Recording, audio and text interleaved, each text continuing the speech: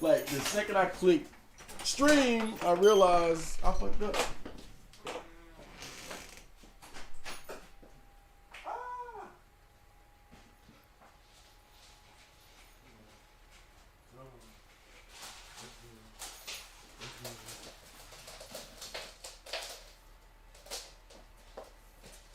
Here's another thing. Here's another thing. Here's another thing. Here's another thing. Here's another thing. There's gonna be a lot of slow singing and flower bringing if my burger alarm starts ringing. I was about to say fire bringing. It's gonna be a lot of slow singing and fire bring. If I said it again. It's gonna be a lot of slow singing and fire bringing. Hit the damn like button.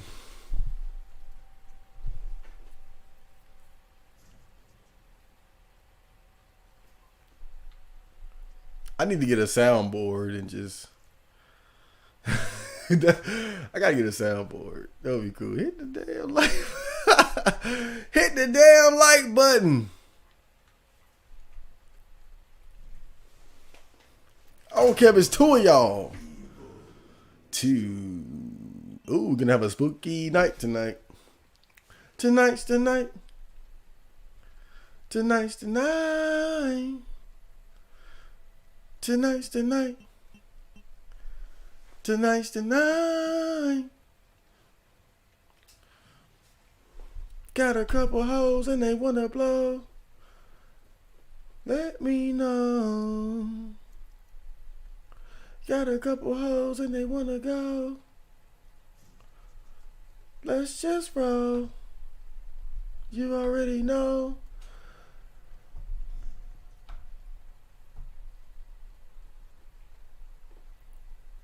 You already know that I gotta know. Let me trick on you. Baby, let me be your number one trick. What is all this? 9:58. Wait, what the hell? Let me trick off on you. I must have went ahead a little bit to play around. Let me be your number one trick.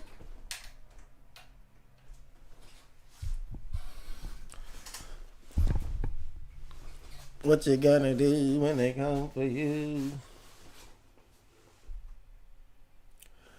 Work ain't honest, but it pays the bill. Oh yeah, welcome back to the Chad Marco video stream. I'm your host, Chad Marco. This game is gorgeous, just like Leon. Welcome back to the stream, and as always, just know that the stream will be taken down and put on the gaming channel after a few days to a few weeks. So if you're ever looking for these, they're on the gaming channel, Super Chad Marco Gaming. Make sure you subscribe over there. And I'm doing great. So I think last time I beat up William Birkenbag. Oh man, I think it's been a little bit too long since I played this. I did play Resident Evil 5 the other night though, so that that might help. It's not gonna help at all. Two totally different games. Resident Evil 5 is a joke. It's a joke compared to this. As far as like overall seriousness and the amount of focus necessary, the importance of resource management. Ugh, God. Not even close. Not even close, dude. I think I'm Miata now, right? Yep. Oh. Stay sharp. You checking out the Shenmue anime? They got a Shenmue anime? I feel like somebody told me. About that. I would, but I'm kind of disappointed in Shenmue right now. Shenmue 3 was pretty bad from what I heard and seen.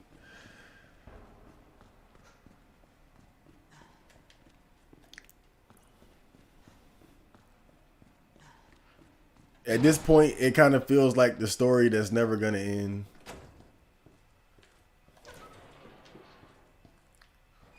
I would check it out though.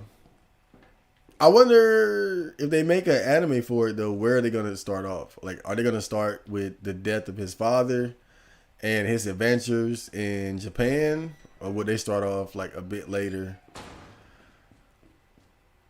But you know, the good thing about it is that if they release an anime, wait, didn't we? I think we already met Ada. Yeah, we did. But yeah, if they release an anime for it, then that means that yeah, because the dog is dead.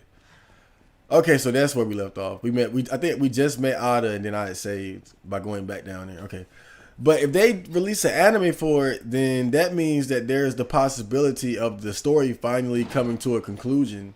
So, yeah. And I think we all want that. You know, it's funny you said that because I was thinking about playing Shenmue tonight.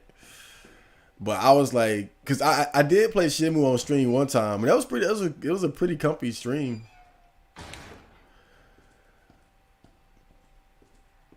I might do Shenmue after RE2. I just want to complete this game again because it's been a while.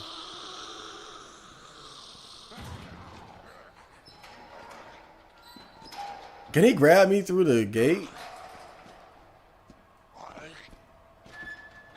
Okay. Is Ben already dead? Oh yeah, he done got his melon popped. He done got his melon popped. All right, I definitely went the wrong way then.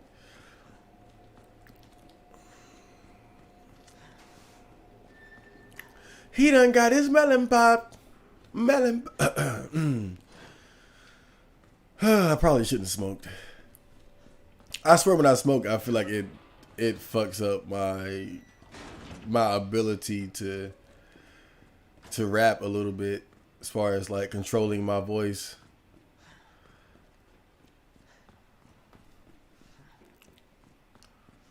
Especially after last night. Oh God. I had an intense rapping session last night, to say the least.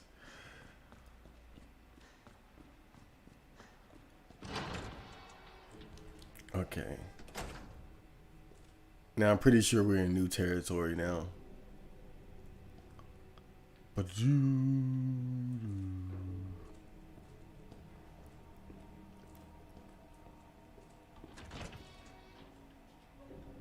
oh, this must be the gun range. You're not dead. Did I already come in here? I must already came in here. That's the bad thing about not playing the game for a while. You forget what you did and what you didn't do. Oh, you're dead. Yeah, I see the bullet holes. Damn. I'm glad this game shows you when you've cleared a whole room.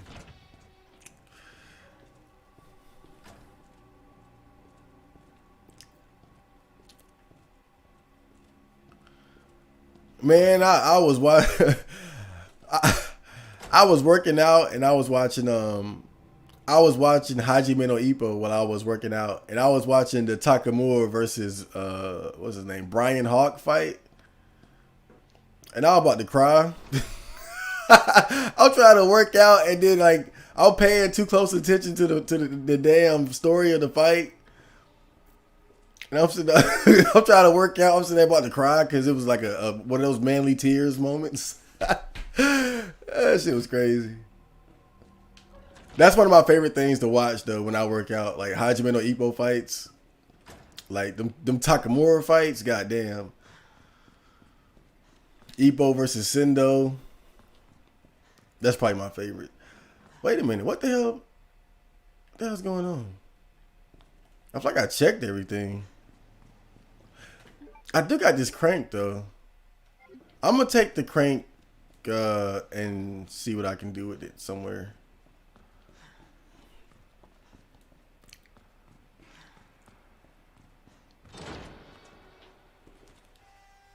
Oh, but it's definitely not used here though, right?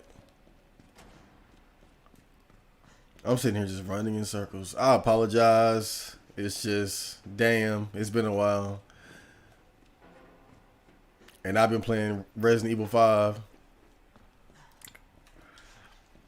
You know, that game makes you like stupider in terms of like your Resident Evil skills. It dumbs you down.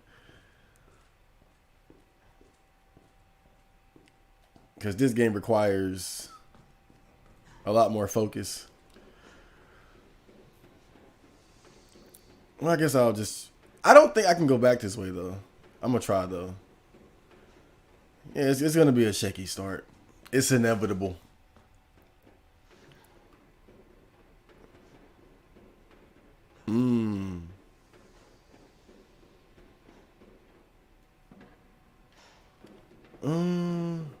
Pretty sure I don't go down there, though.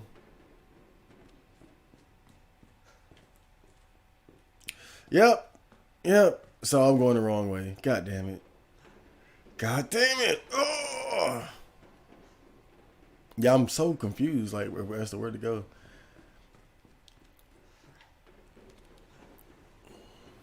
This outfit is good, though. Is the game scary? Is the game scary? It's... I would say... I would say... Yes. Yes, for sure. I'm not scared now because I already beat it. But it's definitely scary. I would put it up there as like a legitimately scary game. I would definitely consider this to be a legitimately scary game.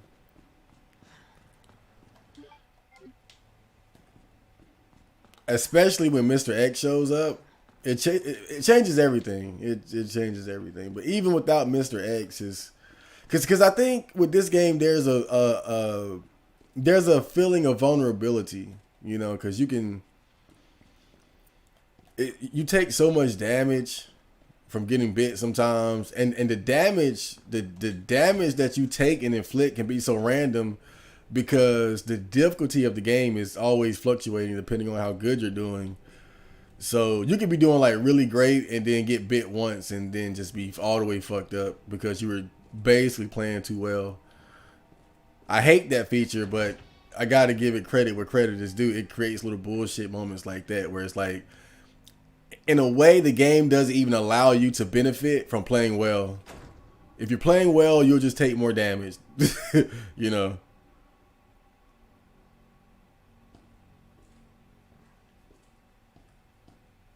What the fuck? I already been in here?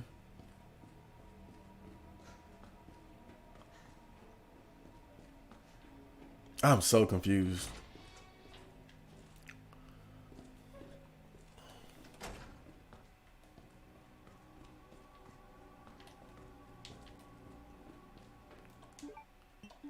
Well, I'm not confused anymore. Ah, I see. So I must have, the last time I played this, I must have known that that was what I needed to do, but decided to save because I wanted to wrap it up. Then I forgot, oh, that's what I needed to do. Okay. But yeah, it's definitely scary.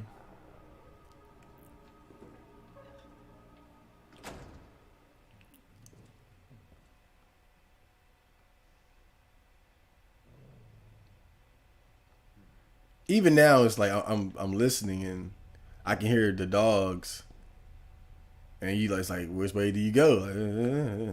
Like,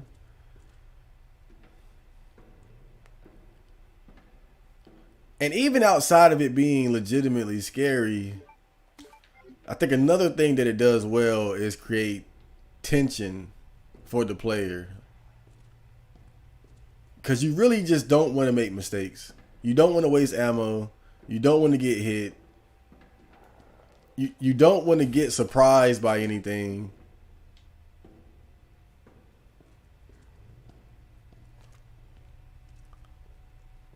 You know what? Screw this. Somebody run up on me, they getting bloosh.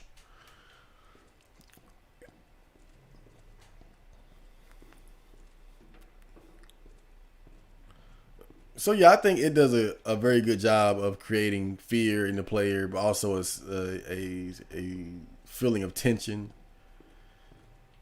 Even when you're familiar with the game, you know, you still kind of you don't really trust things.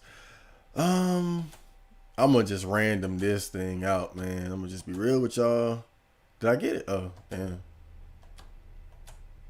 Okay. Oh, that was it. Cool. You still in? Oh, wait a minute.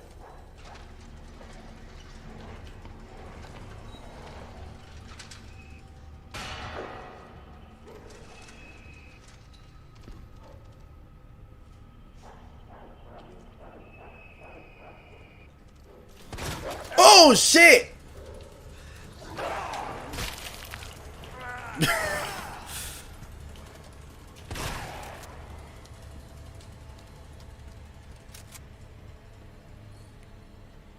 Yep, I fucked up.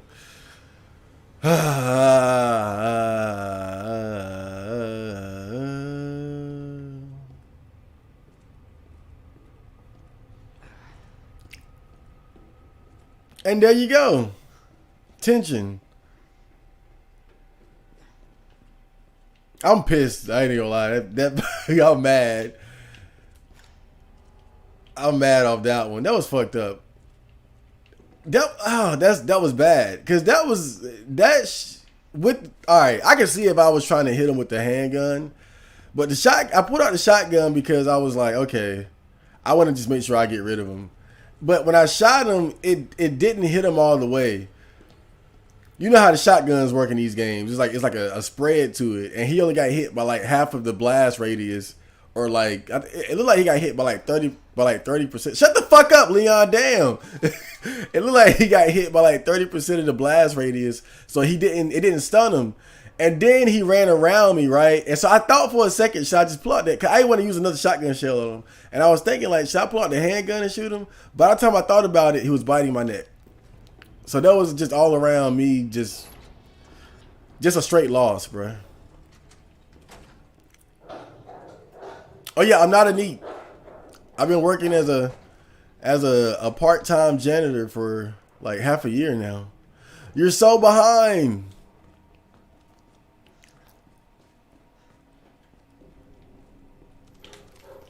Shit.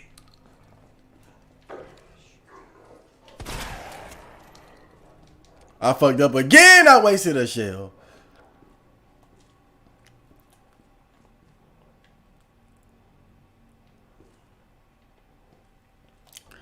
I can't continue to make mistakes like that, or I'm fucked.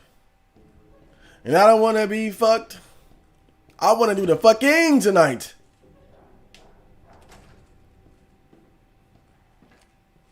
You hear me?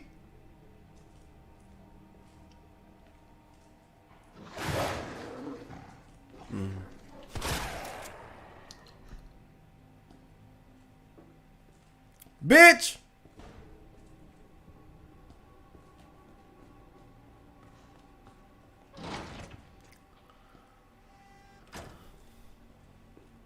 Marco, Hellbreaker, welcome to the stream.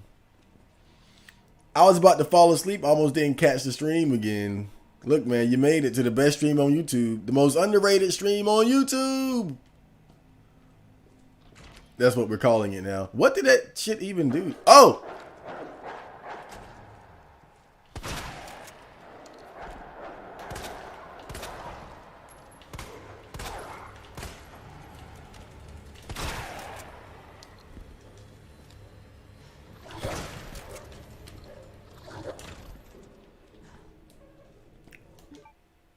God damn it, dude. What the fuck? I'm just really fucking up bad, man. Wait till he backs up a little bit. I didn't even get a chance to fucking... Fuck! Man. I was trying to pull out a knife. Then I realized I don't have a fucking knife, dude. I'm starting all the way over, man. That could not have went worse. That was just terrible, dude. I can't even keep that. I can't even accept that. I might as well just have died. that whole sequence, dude, since I started playing this game was just bad. It was just like everything went wrong. I can't accept that.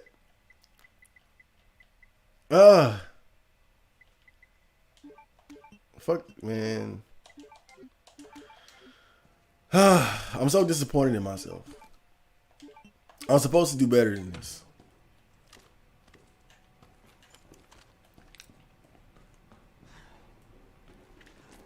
Wait, am I going right?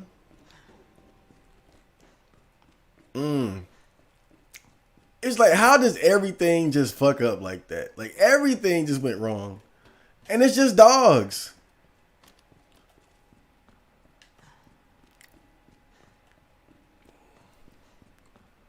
I'm about to redeem myself.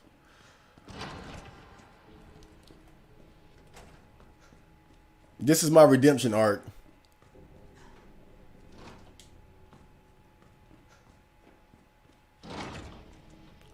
You're gonna start off the redemption arc going the wrong way?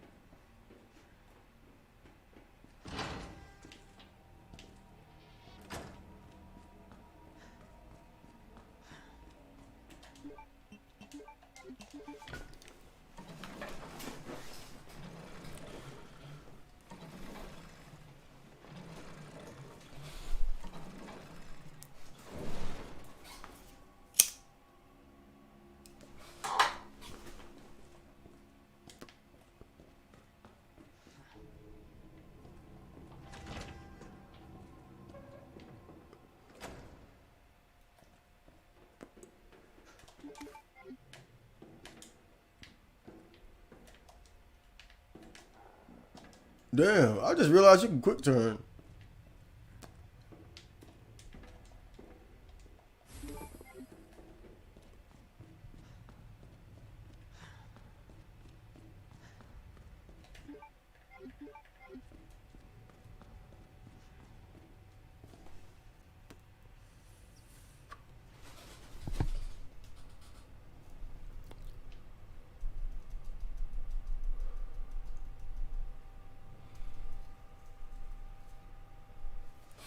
Okay.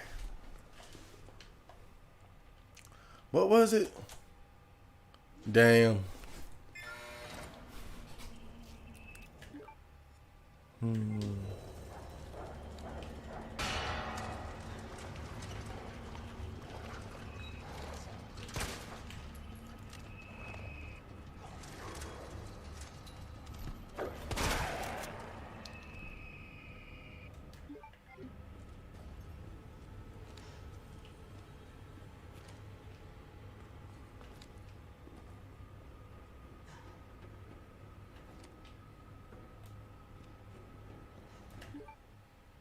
There's something else in here? Yup. Damn.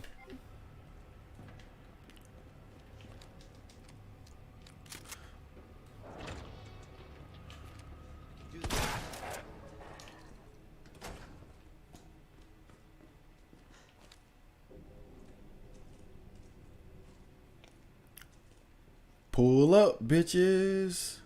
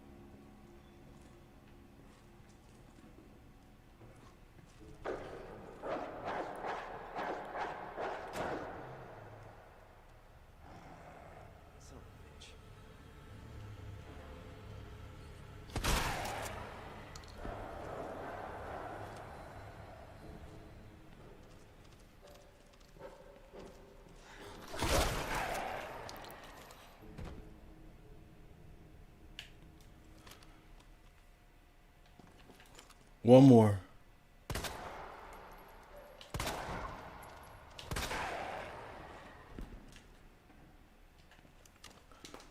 Redemption!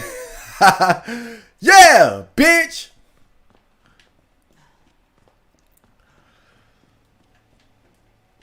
So as I was saying, I've been working as a janitor for 6 months. I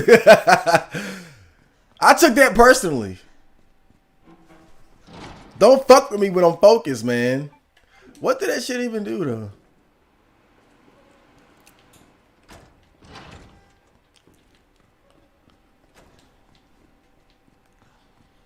This game is lucky I'm running a stream here. I got to entertain and play. This is a hard game to stream, though. I got to be honest, because it requires a high level of focus.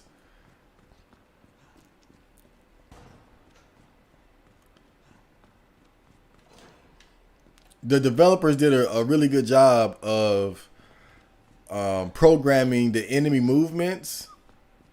Even with zombies, like slow zombies, you would think it would just be so easy to just headshot them repeatedly. But in this game, it could be a real challenge because of just the way they move, and the dogs are no exception. Their movements are just kind of difficult to follow sometimes. Do I go? Wait, where am I even supposed to go?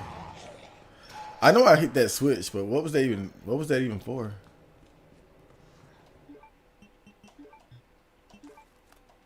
Let me open this up. Ugh. Why does this big box have this one little thing in there? Okay. Is that all it needs? Oh, nah, okay. Whatever.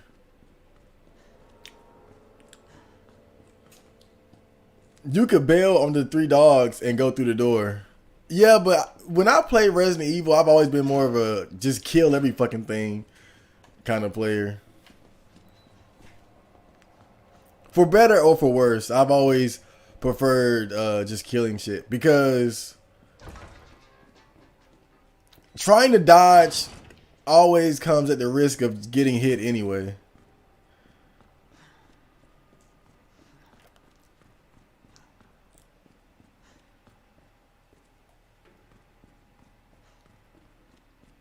And then sometimes, especially like your first time playing a game like this, you might not know exactly what you need to do, and so you might be trying to dodge enemies, but what the hell did that shit even do though?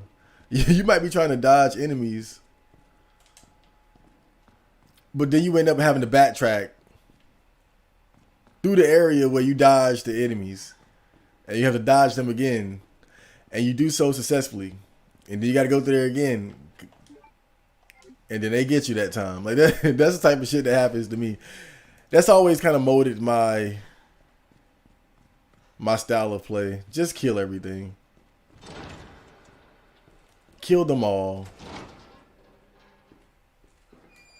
But what did that do? I don't know what that thing did. Something turned green, but then what happened? What the hell? I'm so confused now. Something turned green.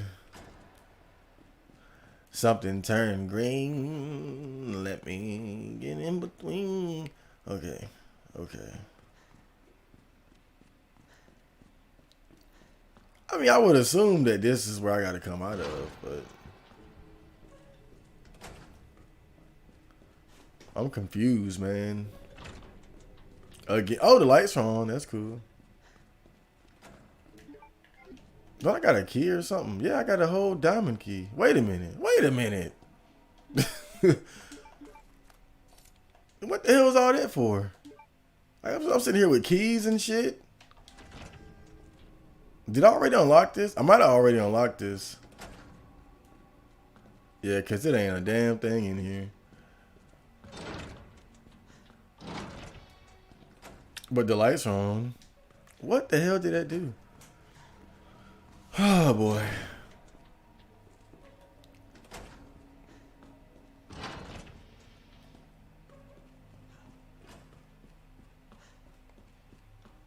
Am I just being dumb as hell, right? Oh, okay. I get it. Okay. So I get it. So that little puzzle unlocked that door. Okay. Why didn't they just tell me? They probably showed me like in a cutscene or something. I wasn't paying attention. But we're back. We're back in the police station. My home. Man, that original Resident Evil 2 music fits so well with this game. It's crazy. It's like, what, 20 years later? And you still got it, baby. Oh, this is nice. You enjoying driving? I love it. I absolutely love to drive. I love it. I try to find any excuse to go to go driving whenever I can. Oh, I need a bottle of milk. Let me go to the store. I want to shit. I would go to the store right now just to go driving. But I gotta fulfill my streaming obligations per my contract with Spotify. No, I'm playing. Oh God, I wish I did have that Joe Rogan Spotify deal.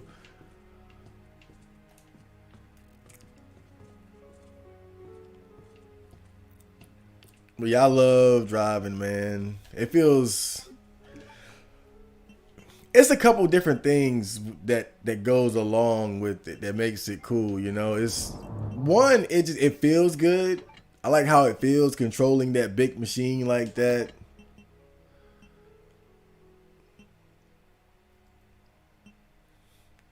And it makes me feel like a big boy. It's one of them grown man things. I also like let's see. More shotgun ammo. I also have a greater sense of the power it gives me as far as my overall mobility, you know. Being able to get from one place to another pretty quickly, you know. Cause before now I always had to run, walk, or ride my bike.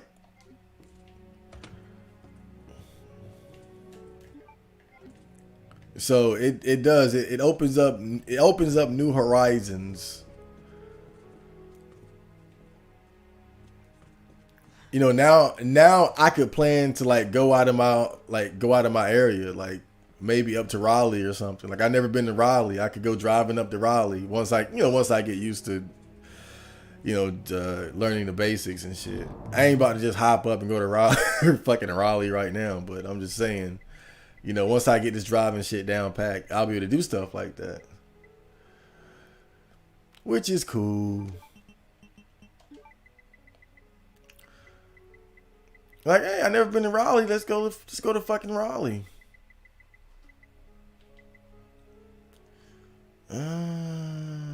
Okay.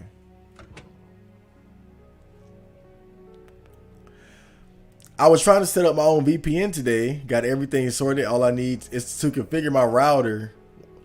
What's a VPN? What's a VPN? Isn't a VPN that thing that it conceals your IP address from the websites that you visit? I think that's what it is. I've never used one, so I'm ass out here. Maybe I should invest in a VPN. I think that's what a VPN is.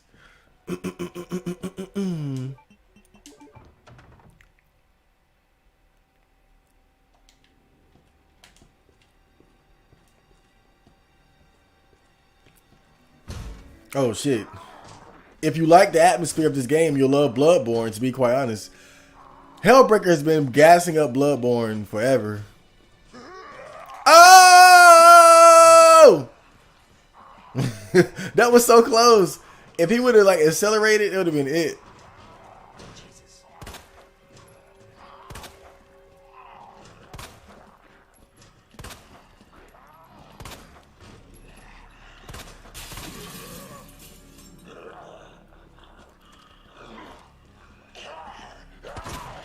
Dude, what the fuck?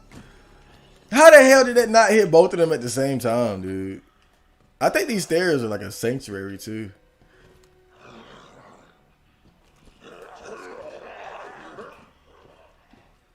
The fuck? Got him. Back of the neck. Nape of the neck. Attack on Titan. Look at this shit. This shit is ridiculous, bro. I'm not gonna go on an adaptive difficulty rant. I'm not gonna go on an adaptive difficulty rant. But damn, dude. About fucking time.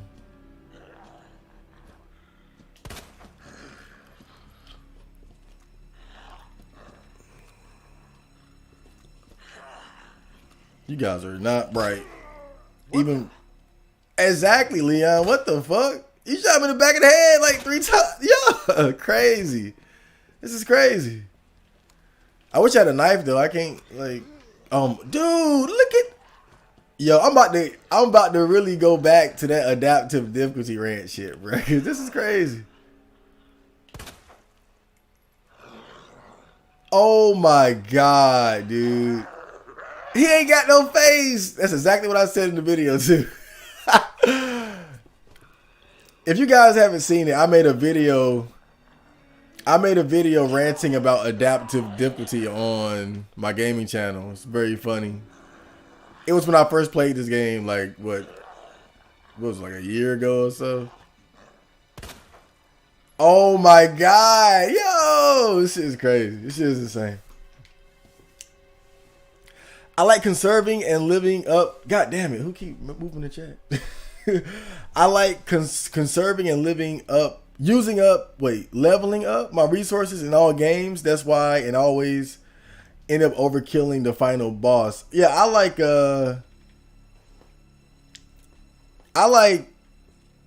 it kind of depends on the game. Like if it's a game like, for example, Yakuza Like a Dragon, which is something else that I'm playing that allows you to just level up and make yourself OP. I just always tend to do that. I love to grind and just make my characters overpowered and just see how easy I can make boss fights. But at the same time, it kind of kills some of the excitement of the battles too.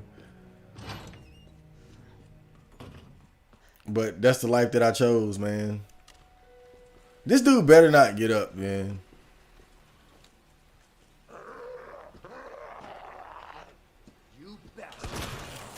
Of course that killed him. I know you guys saw that. That was crazy. That was just ridiculous. It's too dark. Just Leon, pull the goddamn flashlight out, man. Melon pop.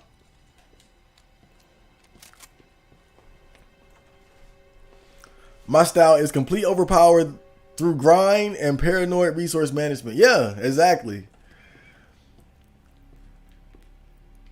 I ain't gonna lie though, I feel kind of bad about it with Yakuza Like a Dragon though, because I really kind of ruined that game. I really kind of ruined it.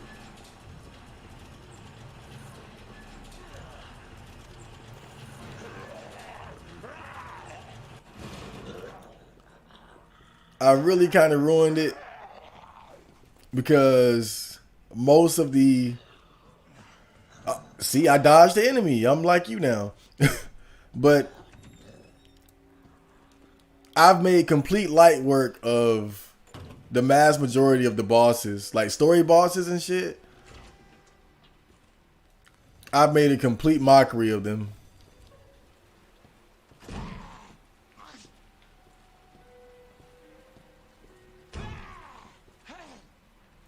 Who the fuck? Oh, it's behind me. Okay.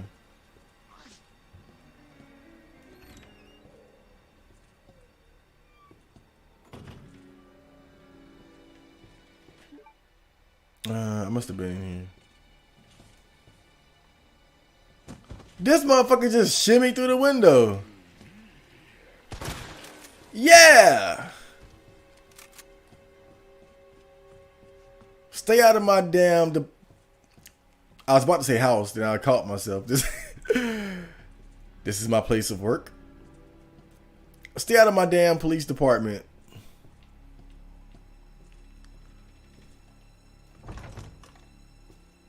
Oh shit.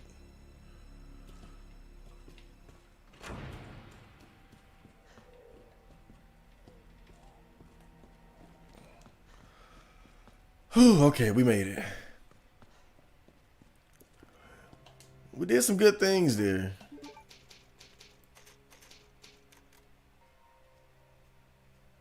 Da boom dum dum. Oh, nice. Got another knife. That's cool. Is he already equipped? I don't think so.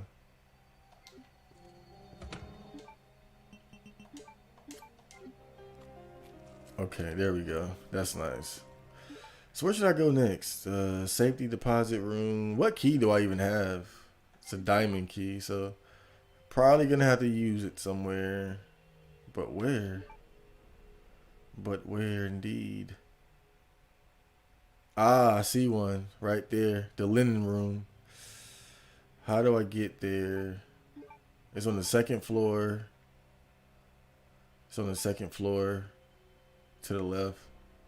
So it would be what? This way? Yeah, okay.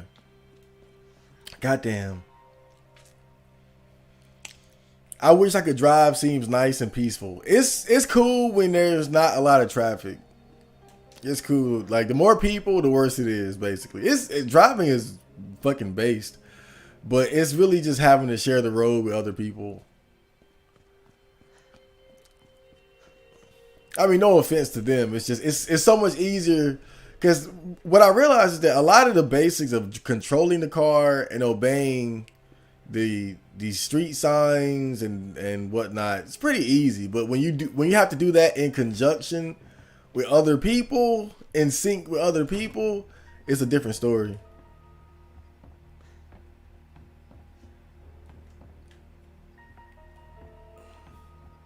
Because in a sense, like the worse the traffic, the less relaxed you can afford to be. You gotta be more on point. Whoa, that scared me, and I ain't. Oh god.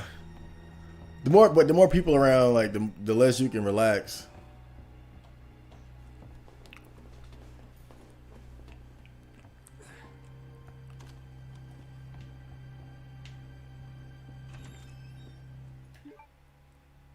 Am I headed?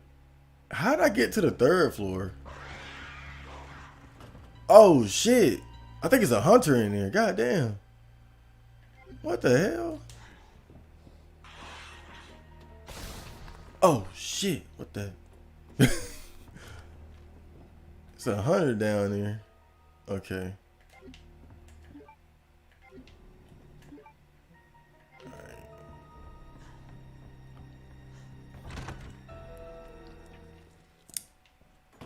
Mm-mm.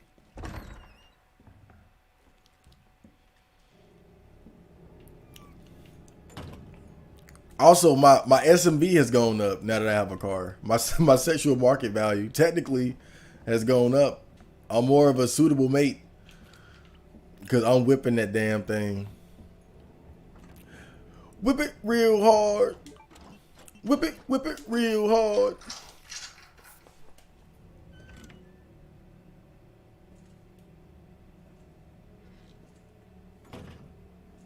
What the hell is in here? Okay. There better be more in here than that damn thing. I'm betting everything on this room. They made this whole room locked to give you 2 items. It better be something damn important in this fucking thing right here, man.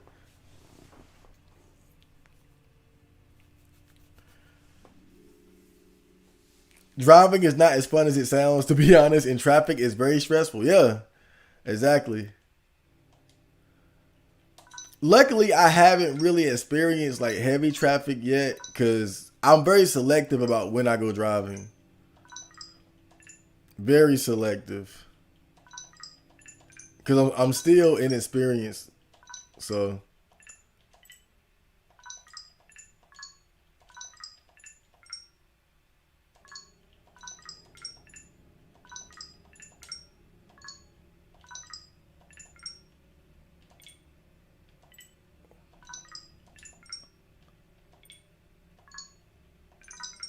Cool.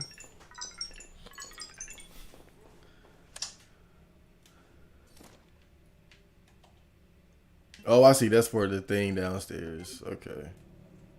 Yeah, I'm very selective about when I decide to go out. And where I go. Like a very busy drive would probably be like going to Walmart at like 4 in the afternoon, 3 in the afternoon on a Friday or a Saturday. That would be something. So I haven't done anything like that yet. I've gone to Walmart, but it was like 5 in the morning. It was like 5 in the morning. Basically empty. Oh, there's a first aid spray over here. God damn.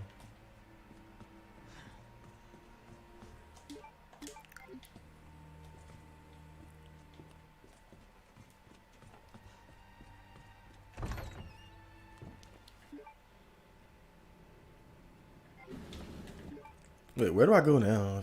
I feel like I'm kind of. Oh wait, I got that thing. I can use that. All right, I'm gonna go downstairs then, and try to use that that new button I have. Maybe it'll lead me to where I want to be.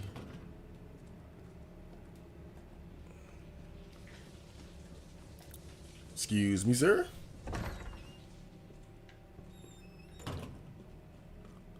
Man, all these dead bodies just make me uncomfortable. I just feel like I'm end up walking over somebody that was not completely dead. And then I'm gonna be completely dead.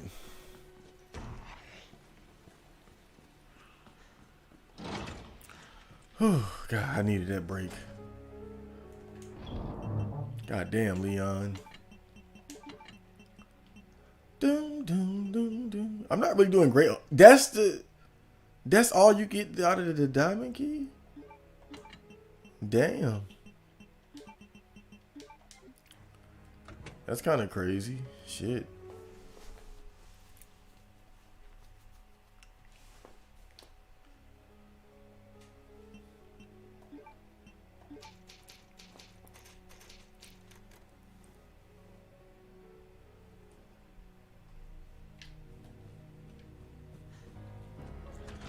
Yeah, I've been missing out. I gotta say. But the good thing about not being able the good thing about not being able to drive is that I did a lot of walking and a lot of running.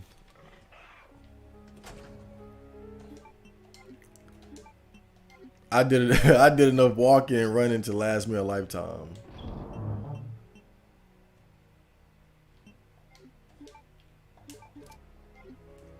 Okay, so this is gonna be kind of tricky.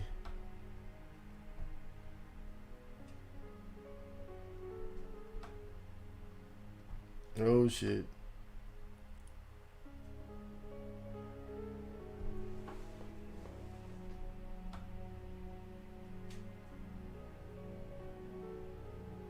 Man, you guys talk too much. Don't waste bullets. They stand up over and over. It's by design. But still, like I said, I'm probably going to have to backtrack and see them again. And so if I got to dodge them once, I'm probably going to end up dodging them like 3 times. And I'm going to get bit eventually. I mean, that's the right thing to do when you know the game. Like when you know you're not going to be going back to certain areas. But I don't know the game like that. So I'm probably going to end up running back and forth in there, either correctly or incorrectly. So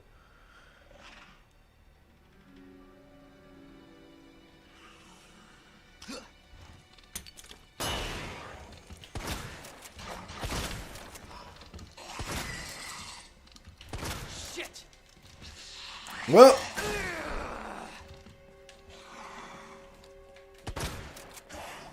yep, that's fucked. I'm glad I saved too.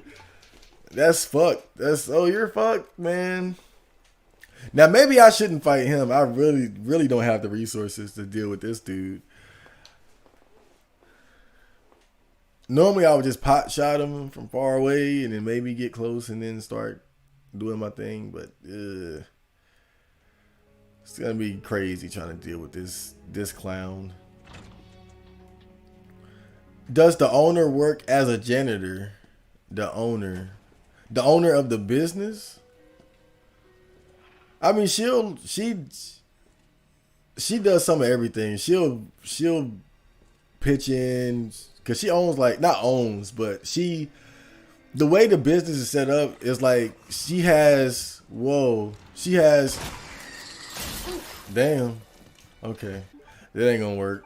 I thought maybe the blast would provide enough stun for me to follow up. He said, nope, I'm cutting you.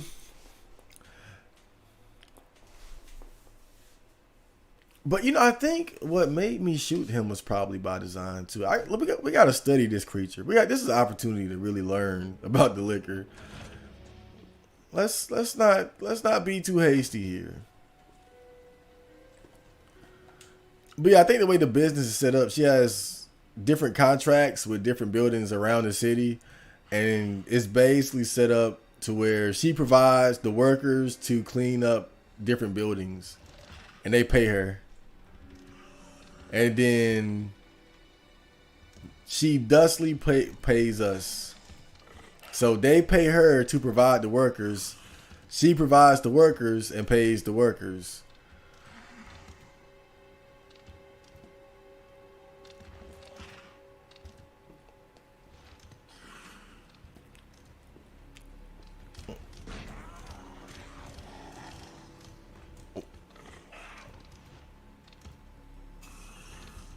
Is the idea to lure him away from the spot you need to go?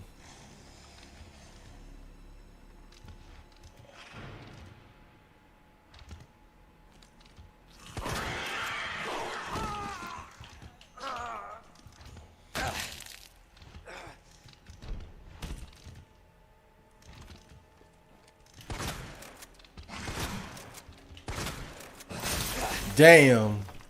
If that didn't kill him, then he ain't gonna die tonight. You know what, though? I know what I can do, though. I know what I can do. And maybe even something else too. I could go around, actually, now that I think about it. I could go around. I don't have to go that way. And I might have a better opportunity to just sneak past them if I go the other way. Because this way is just too tight. Because I'm trying to get...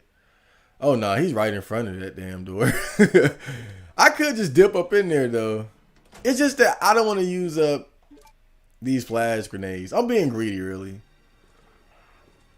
But I'm just going to have to do it. I'm just going to have to do it, period.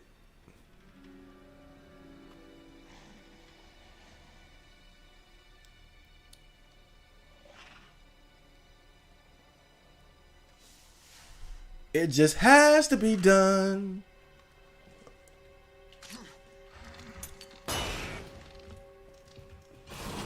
Whoa.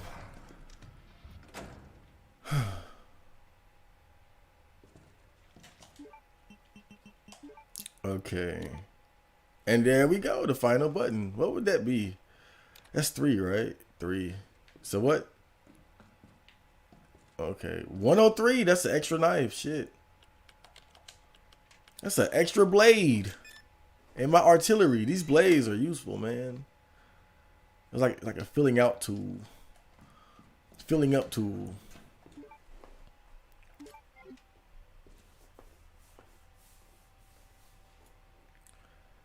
Testosterone supplements don't really work. Better off injecting roids. Huh. Why would someone take testosterone supplements? Hold up. What the hell? To build muscle, higher sex drive. I've heard people promote the idea of men using, or what is it, taking testosterone supplements as you age, because as you age, your testosterone levels will inevitably drop. So it's something to think about. But if you guys are saying it's not effective, then I don't know. But I've heard guys champion that idea, as you get older, that you should look into ways to counteract the inevitable decline of your testosterone levels, which is going to Turn you into a old soy boy. Goddamn.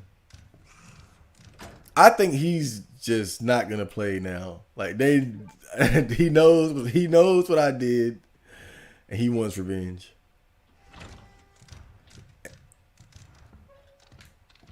And he's right there, dude. Come on, that's fucked up. He's right there in my fucking face.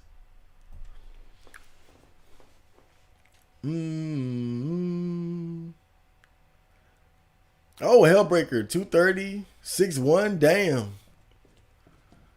That's pretty hulkish. I don't think I'll hit 230. I'm already quite a bit shorter, 5'8". I think I want to max out at about 190. I think that's a good like maximum weight for me. I want to hit 200 as like a temporary goal, but generally speaking, I think I'll probably hover around like 190. Like lately, I've been around 170 ish, kind of fluctuating around there, like 170 to 180. But I think 190 is gonna be like my ultimate like consistent weight goal.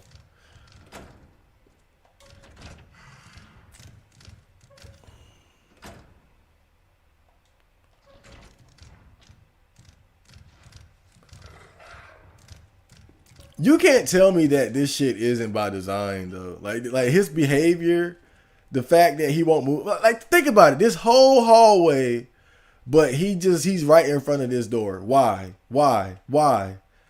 You cannot tell me this isn't by design. Look at him. He ain't moving. This is completely by design. I get it, but it's kind of stupid too because it doesn't make sense. Like if Leon just chilled out in the corner right here and was like, I'm gonna wait till you leave. That liquor's gonna leave. He ain't just gonna sit there in front of the door like, somebody went in here. I'm gonna wait. Like he might hear like a blood drop down the hallway and just run up there, but then you can just skate on through. Look at this shit.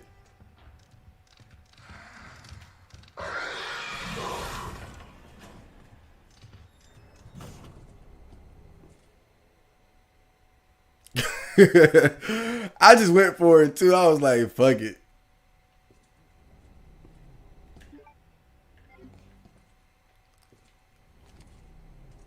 I said, fuck it. YOLO.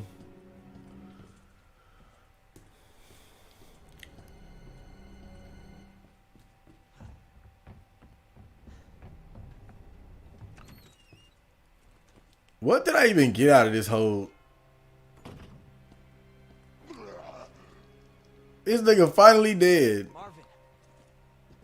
Oh no. Damn it. Oh damn.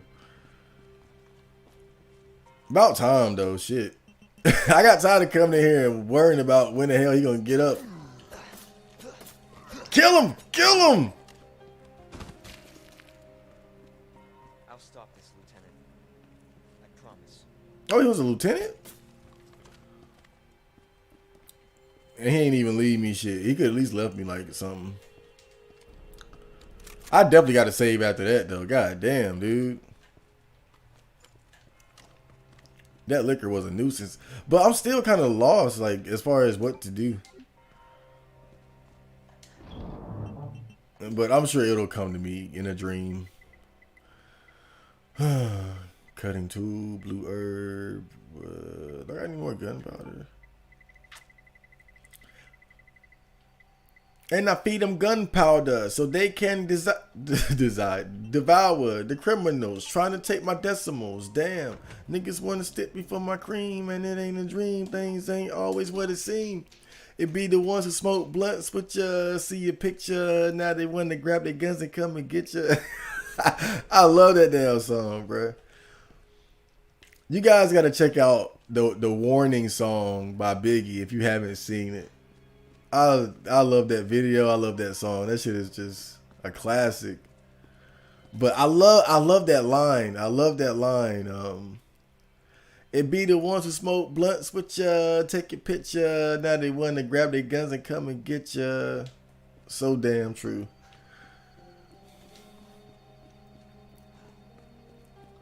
I gotta figure out where the hell I gotta go now. Observation room. Okay, let's just go back through here. I guess it's so damn dark. Smoking a blunt and driving sounds good. I wouldn't do it personally. I wouldn't do it. You know, my goal, my ultimate goal as a driver is to be a safe driver. You know, I want to be as square as possible when it comes to driving. Like, no foolishness, no bullshit. Not even loud music, right? Maybe, all right, maybe every now and then, depending on the circumstances. But, you know, generally speaking, I want to be a safe driver. That's really my ultimate goal. I don't just want to be a good driver. I want to be a safe driver. I want to be the kind of driver where, you know, the other people around me are going to be safe in my hands. Oh, this dude just sitting here. Fuck this then. Ain't got nothing to do in here. Now that's what I can just skip because that room is cleared. So, and it's not like a hallway either.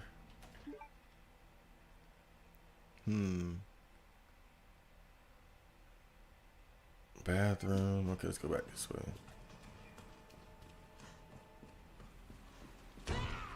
Bye.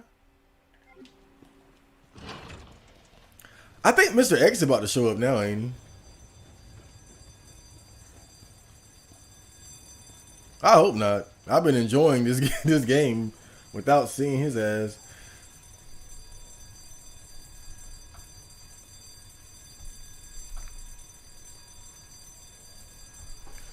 Testosterone is hard to maintain to a consistent level to all males. Everything you do in life affects tests.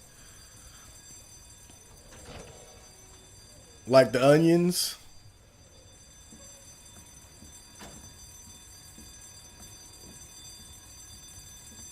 Okay.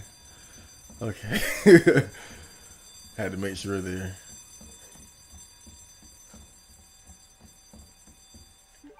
Why am I even going this way? What the hell am I doing?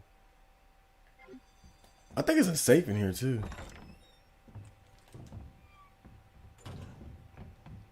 Real quick, somebody look up the combination to this safe. I would love to know it right now. Oh, it's a nice picture. But can't being exposed to like certain plastics have an effect on your testosterone levels or estrogen levels or some shit? I gotta look this up because Hellbreaker brought up a good point. Because a lot of different things that affect your testosterone, but I need to figure out what those things are because I might be doing some dumb shit that's lowering my test. Do I have any notes that would tell me? I don't have a lot of notes in the first place. Oh, let's see. Power is out. Chunks. Heat resistant. First floor. No, that's first floor.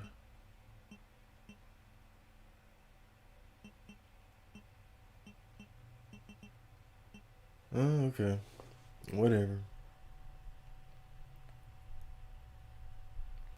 Dun, dun, dun, dun, dun.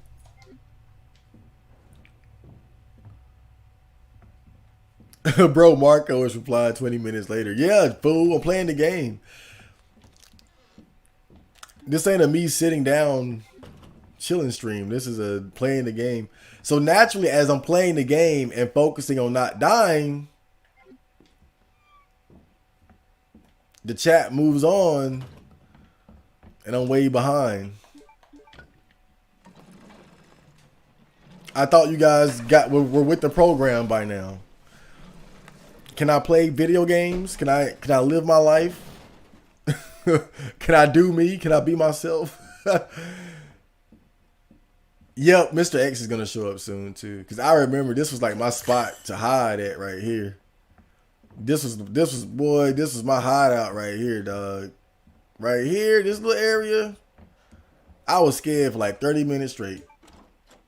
I need a heart key too. Goddamn.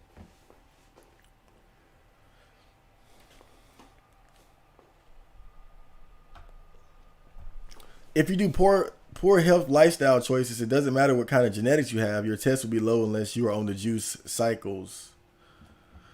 Yeah, I'm gonna definitely have to keep that in mind because I'm turning 30 this year. Believe it or not, despite my youthful creamy skin. So I'm at that point where I gotta consider shit like that. I gotta cut out the soy, man.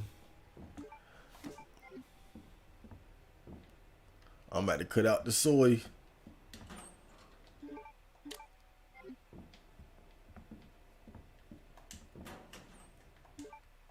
Okay.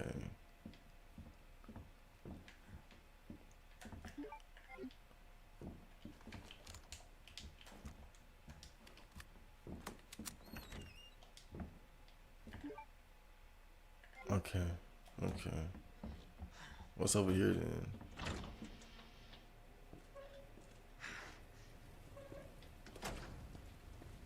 Oh man. Yeah, Mr. X is definitely coming up very soon. Very, very soon. I thought I saw him out the corner of my eye. I'm tripping already. Goddamn.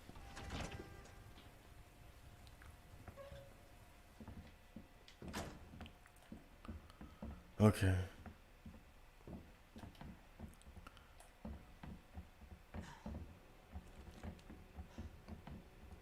I'm gonna have the perfect opportunity to catch up on the comments when Mr. X shows up because I'm gonna have to I'm gonna have to hide out for like 20 minutes.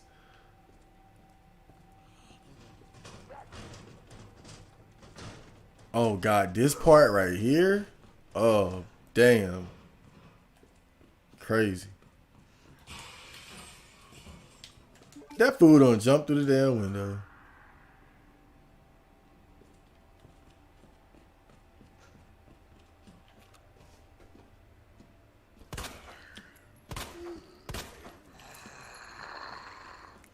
No way, Jose. Oh, yeah, finally, some damn knockback. There we go. Taste my blade! Uh-huh. Uh-huh. You gonna get up? How much knife juice did that take? Okay. It takes too damn much. Put it like that. Damn, heart and clover key? God damn. It be the ones who smoke blunts with ya, take your picture. I bet you Biggie won't slip.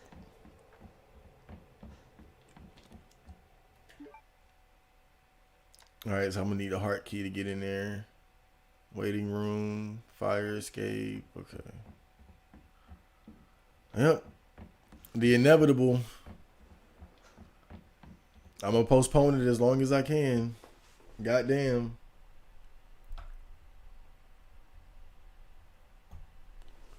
Yeah, Chad just plays the game for the most part since it's a video stream. You fool ass niggas. Oh man. Goddamn.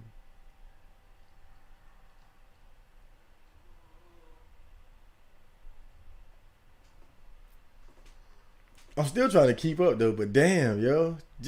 Y'all talking too much tonight. Oh, damn. Marco, who are these norms? Yeah, damn, what the fuck? I don't know these niggas.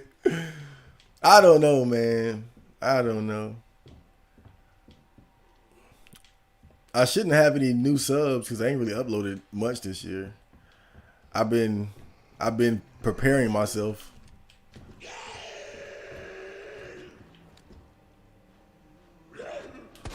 Oh, melon pop.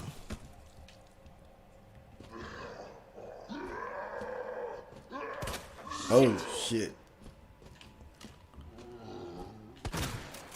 Son of a bitch. Son of a bitch.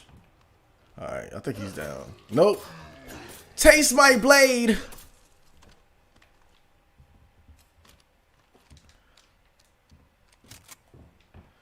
Something funny happened when I was at work the other day, though.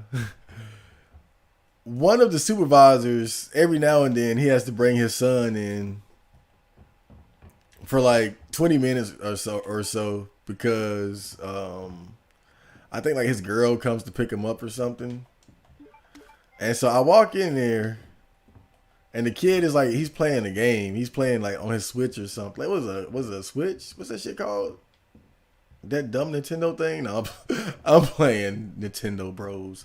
But he was playing it, and then he looked at me and he said, hey, come here. And then he showed me the game, and I was like, oh yeah, that's Blaz Blue. It's Blaz Blue cross tag. But I thought it was funny because out of everybody, he knew that, yeah, this motherfucker go. I bet he know. This is a little kid. That's what made it so funny. Like, out of everybody, he called me and was like, hey, come here. It's like he knew. He knew my power level without even like really knowing me. He was like, check this out, man. I'm like, yeah, that's Blaz Blue cross tag. I got that on my PlayStation 4. I don't play it, but damn. Like, I see you, kid. These doors locked. Damn, who the hell locked all these damn doors?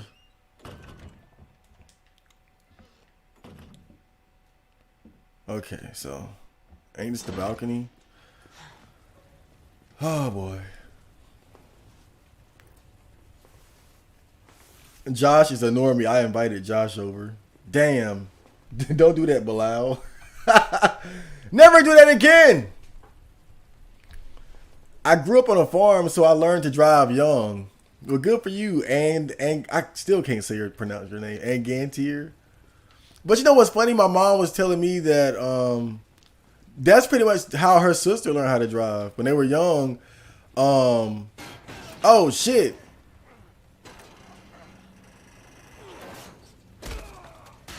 Damn.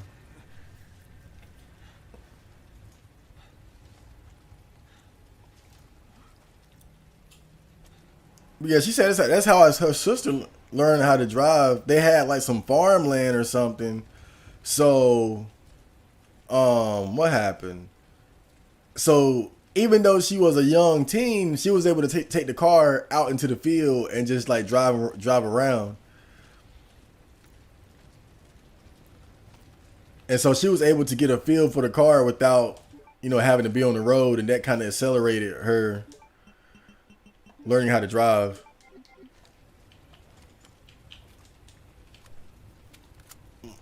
But I wasn't born under certain circumstances.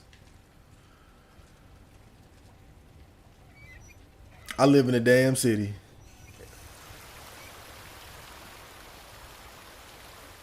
The hell?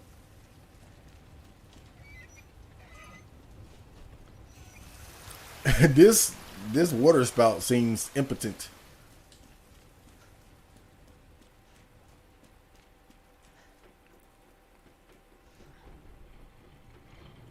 Oh, I hear things.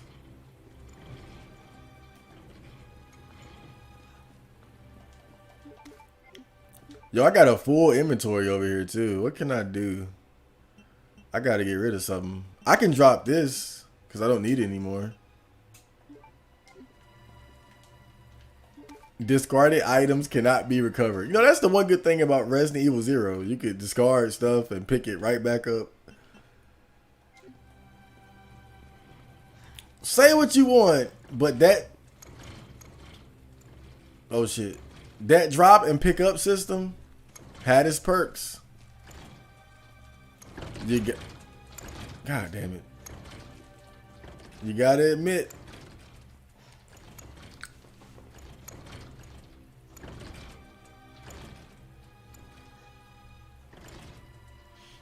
Serious question. When it comes to attracting girls, which is more important, looks or confidence? Both. Yeah.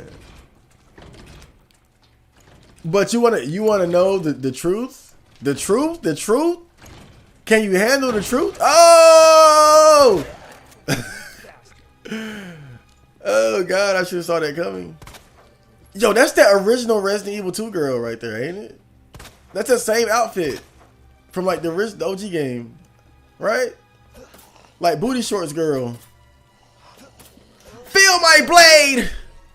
That's my anime voice. Feel my blade. Bitch. Damn, bitch, die. Shit.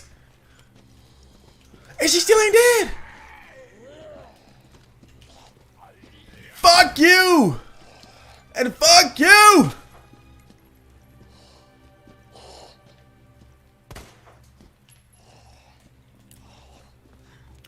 I was so disoriented. I ran the wrong way. I ran by the other zombie. I didn't mean to do that. I didn't get a headshot in. There we go. Oh, yeah.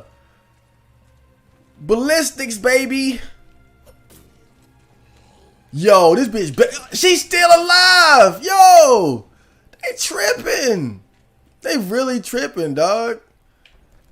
I swear, man, I love this game. This is one of the best survival horror games ever. But that adaptive difficulty shit really kind of fucks it up for me. I can't lie, dog. I can't lie. That shit just so extra sometimes, dude. Like, I fucked her up. I shot her up, cut her up. Shot her in the head again, like blew her head back.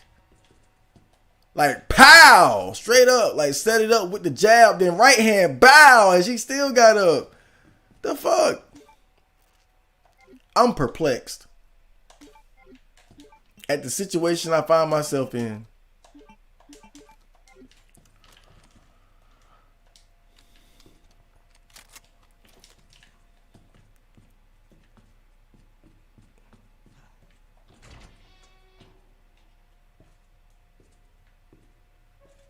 Someone lose a key? Clover key! Oh, and you can save here too. All right.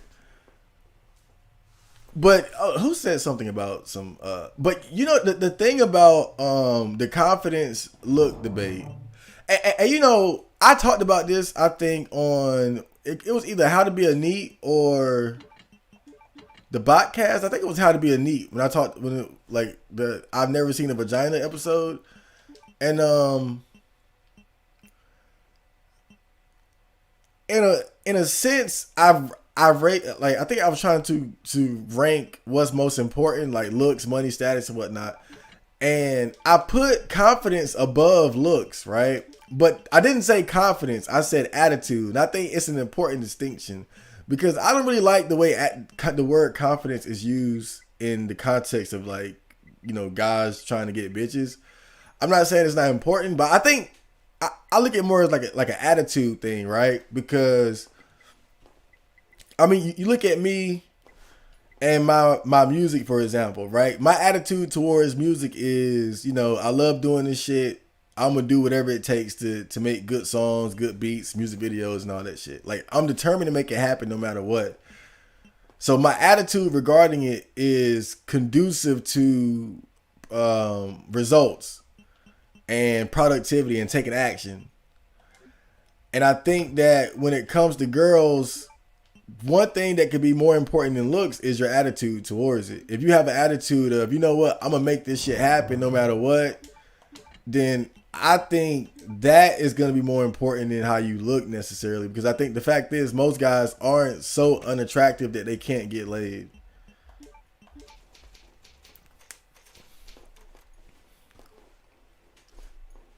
But then I think there's the larger issue of, like, the bigger picture, you know, seeing the forest from the trees of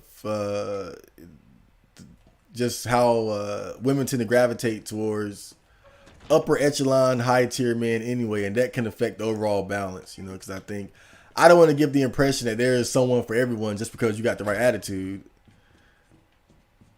Because you can have the right attitude, but your lack of looks can still lower your options so far that you just don't get lucky to a sufficient degree. But I think both are very important though. I think it's kind of silly to try, like, in fact, I would say this: it doesn't really matter what's more important. Both are important. I'll put it like that. Both are very important. Both are very important. Let's just end this bullshit now. It don't really matter which one because they're both very important. looks and your attitude and or confidence is very important when it comes to this shit.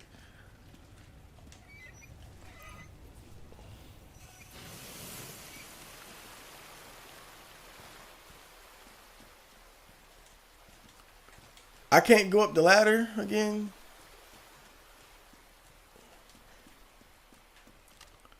All right, I'm pretty sure Mr. X is about to show up. So I'm trying to ride out my escape plan.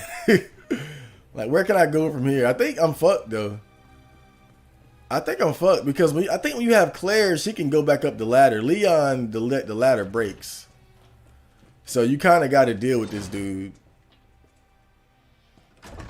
But you know what? I got just what the doctor ordered, baby.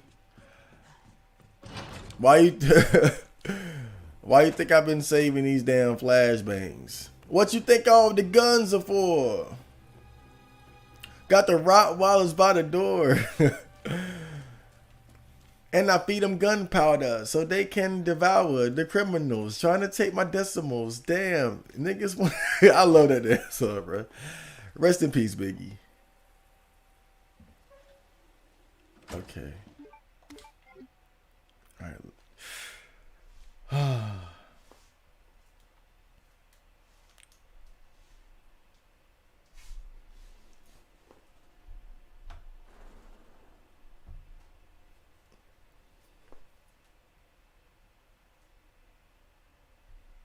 But which one is more important? Having good looks is like 85% of the battle. No, they both are important.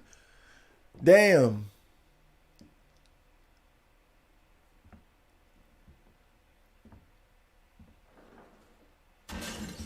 There you go. Run! Jesus Christ!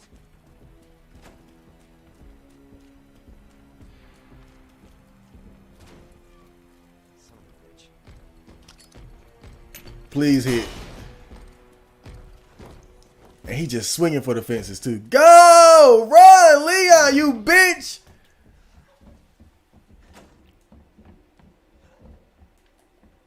Don't you want to live?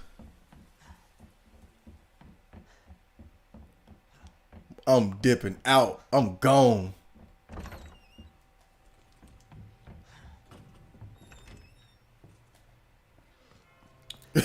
I'm gone. Skirt. I'm gone.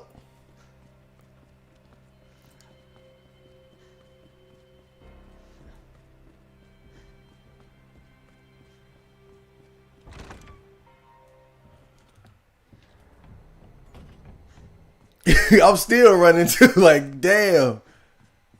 I better make sure I don't run into that damn liquor though. And I think this is where the liquor is at too.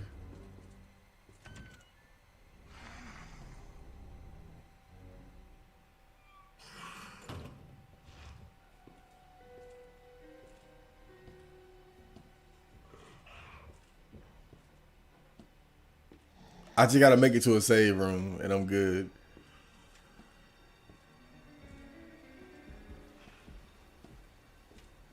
You can hear the footsteps. That shit crazy. Oh, okay, we did it. We did it. Oh man, that went way better than my first time playing this game. I was hiding out for like 30 minutes, bro. I couldn't hang with it. I couldn't hang with. I couldn't handle it. I lost composure. I lost composure for like all the way that night. I ain't even gonna front. That shit scared the hell out of me. I'm like, this dude big as hell.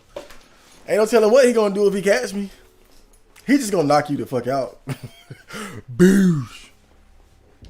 But you know what, Tiger? You got a good point. I think the fact is, if you're very attractive, your personality or confidence or I'll put it like this. A man who's exceptionally attractive but has an average level of personality, attitude, or confidence is going to do a lot better with women than a guy who's average looking but has exceptional confidence. That's what I believe. That's what I believe. Because I think a lot of times when guys try to downplay looks, they use the example of a guy that has like an incel level of personality and confidence. Now, I don't think that's fair. I think exceptional attractiveness and normal confidence beats exceptional confidence and normal attractiveness. I'll put it like that. That's the best way I'll put it. So you can say looks. You can say looks, but again, I think that for most men, it don't really matter because you're not gonna be exceptionally ugly or exceptionally attractive either.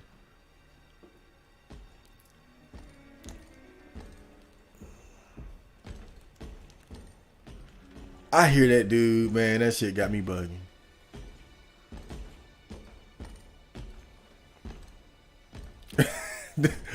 He's so loud too. Damn, go on somewhere, boy. All right, I gotta develop a game plan or a strategy. That's a nice camera, kind of like mine. Okay, so we gotta figure out where we gotta go and the keys we have. So, oh great, I'm all over here and I want to be over there. First mistake. Okay, what's this? Dark room sink. Oh yeah, I got some film roll, don't I? Can I use that in the thing? Roll of film. Oh, DCM. Wow. Okay.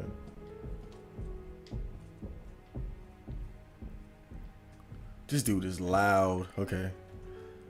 Can I just stop playing now? Like I've had my fun.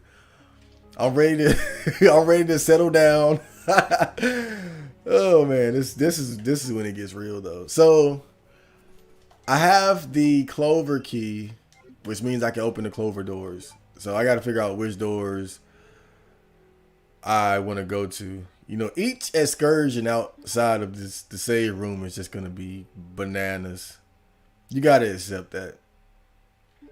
Every time you leave that damn save room, it's gonna be crazy.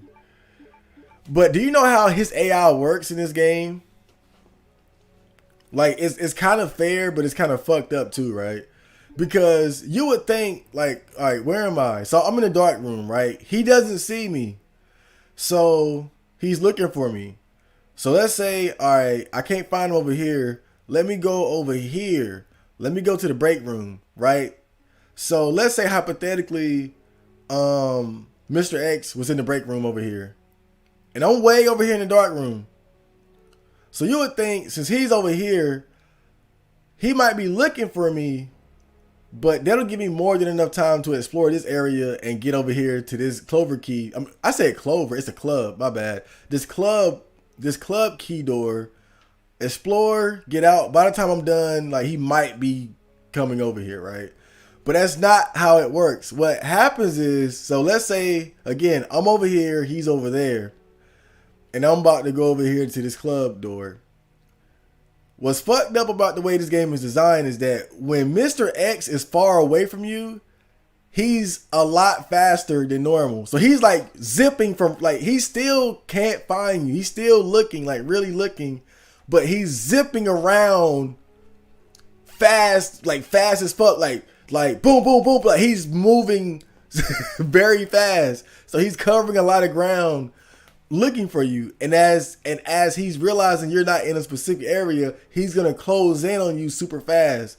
But the closer he gets to you, he starts to move at a normal pace. So basically the way Mr. X is designed, when he's close to you, he moves at a normal pace. He's looking for you. He's actively trying to find you. Right? So it's not completely unfair in that he's just going to heat seek towards you no matter what, except like certain parts that are like scripted, right? But generally speaking, he's really just looking for you. So when he's close, it's just like, I'm trying to find this dude. But when he's far away, he's searching, but he's searching at like light speed. Not light speed, but like just very fast, like just really just, it's like, I forgot exactly how fast, but it's so fast that it's like, it doesn't take long for him to get close to you. And once he get close to you, he'll slow down. That's how it works though. So right now, I can barely hear him. So I would think, okay, well now I can hear him. But you would think, okay, it's safe to go when you can't hear him. But that doesn't mean that he is going to catch up to you really fast. Oh, damn.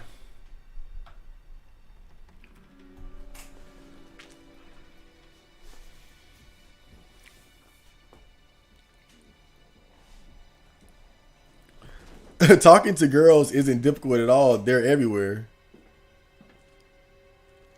This guy might be a normie. Well, it's not the number of girls, Josh. It's a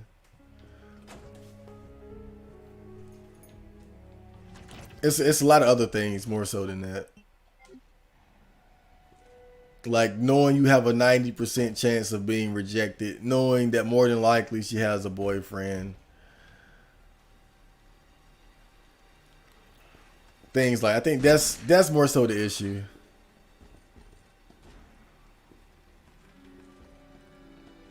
And a lot of guys just have a fear of rejection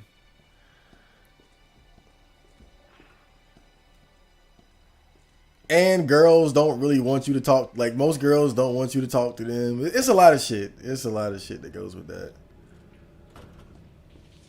When you're talking about this whole code approaching women thing, is that's a hot topic nowadays. But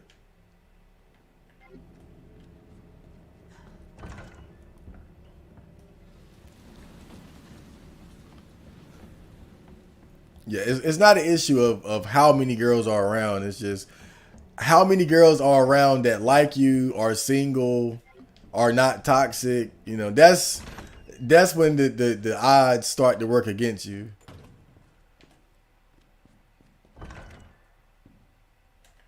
Damn, it's kind of. But I told you, like right now, he's not around, right? So he's probably somewhere else, just zipping around super fast. But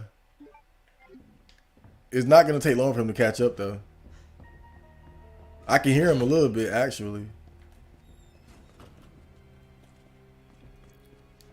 But it's basically safe to assume if you hear him, he's close. He's closing in.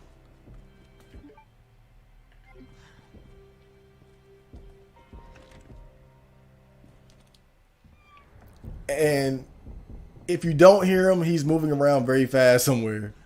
And he's gonna catch up very soon. Wait a minute. Did I just go around? Oh God. Okay.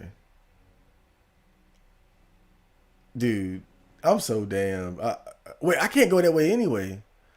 I went the wrong way. Okay. I'm tripping. Trying to talk to you motherfuckers about girls and deal with this bum at the same time. If he comes to that door, I am loading. Because I'm not about to be running by this damn liquor.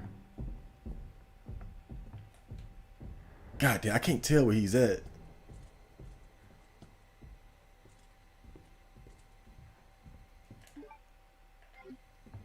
Because it kind of sounds like he's in the main hall.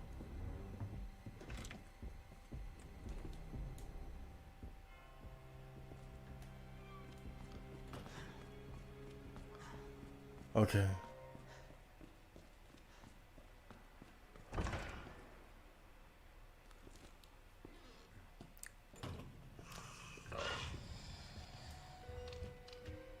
It's a fucking liquor in here too?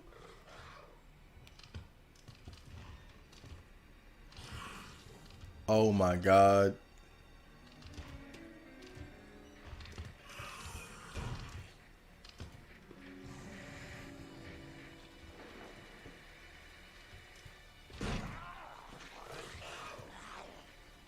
Like, why don't you go attack that zombie, bitch?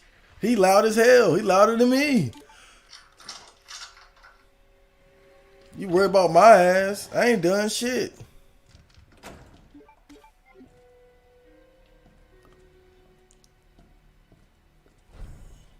I ain't done shit, bruh. I ain't done shit, bruh.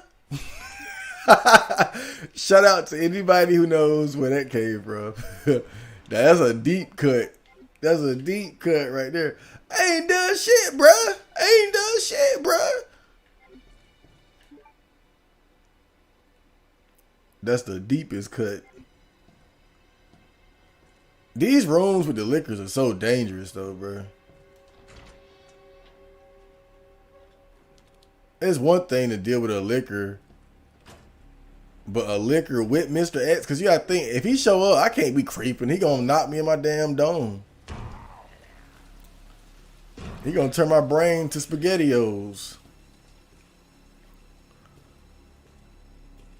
I'm handling it a lot better though than the first time. It's nothing like the first time with Mr. X, because you don't know how he works.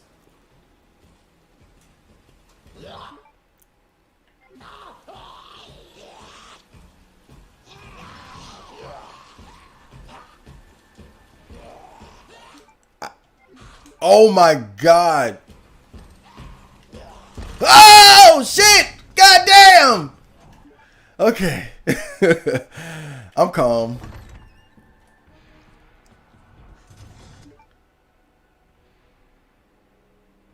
He's probably still behind me, isn't he?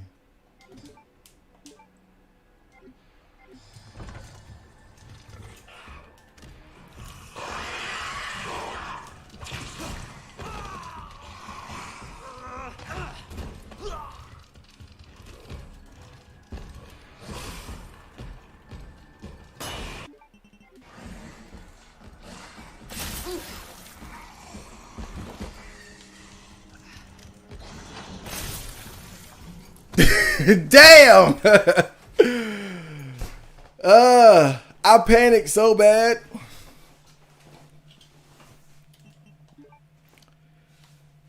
I made it right to the door and just got slapped. But you know what was fucked up about that shit? I threw the flashbang.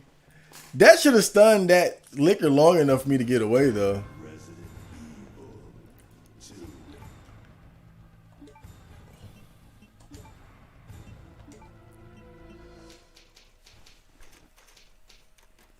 You know where I fucked up at though was when I got to that door. I thought Mr. X was. I thought he was behind that door, so I kind of got to the side there, but he was actually coming around the way. And he was coming fast too. And then I was trying to throw the flashbang when I was coming into the next room because I knew that the liquor was out there, so I was like, I'm gonna go ahead and deal with him. But you know what? I'm gonna have to kill that liquor. I think that's really what it's gonna. That's what it's gonna be. Because I can't navigate around these areas with these liquors around, bro. They gonna have to get smoked one way or another, dog. Them liquors gonna have to get smoked. But I don't really have the resources to do it either, so it's like it's a fucked up situation. And you know what's funny? I had plenty of health to heal myself there, but I just kind of said fuck it. If he get me, he get. If he get me, he got me. That was my mentality. I just wanted to see if I was going to get away without having to use any health items. I could have survived that actually if I wasn't so damn. Really, yeah, that was kind of stupid actually because I had I had a full heal right there in my inventory. So shame on me. All right, let me slide on back in.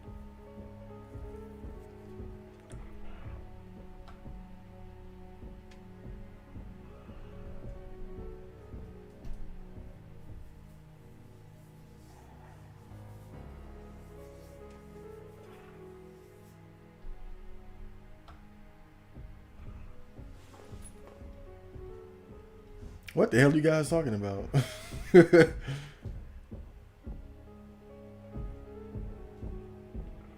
Oh shit, I see him too. I was looking at the chat. He walked right past me too. I'm right here. It's just that since I'm in the save room, I guess I didn't register. Ain't it convenient that he can't come in here? Like these are the only rooms he won't check. Kind of ridiculous, actually. I want to get rid of one of these damn liquors, though, bro. Which one got me? It was this one in here. Ain't there another one, though? Yeah, it's two of them. It's one in here and one in the other room. But the thing is, I don't need to go in the records room, technically. but I want to go in there. And you know what? I could actually wait until. Wait, I do got to go in there. I do because the thing for the library, the bookcase, shit, I do got to go in there. This is a lot of stress. This is a lot of shit, actually. God damn it, dude. But I could go up. All right. So what I need to do is go up, get back here, save, and then try to get this. Try to get the thing. Get the library bookcase tool. Jigamabobbly from over there. That's the mission. But he just went upstairs, and I can't go that way. So we're gonna have to wait on it.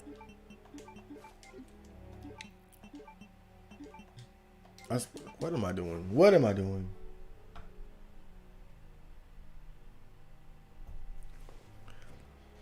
Intermittent fasting apple cider vinegar. My mom eats those damn apple cider vinegar pills. I can't stand the smell.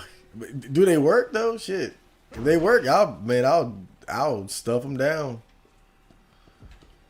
But I don't think anybody likes the smell of vinegar. I'm no exception. I can't stand that shit. Can I get...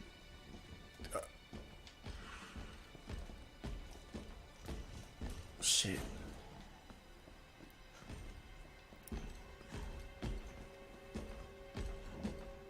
Shit.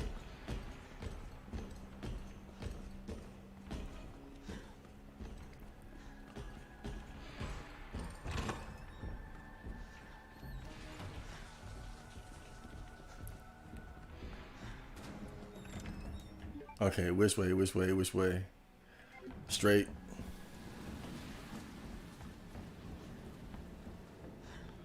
I don't think he can come in the stars room either, though.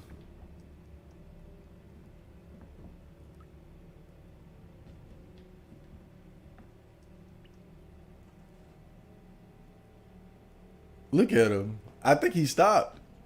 Oh, he coming.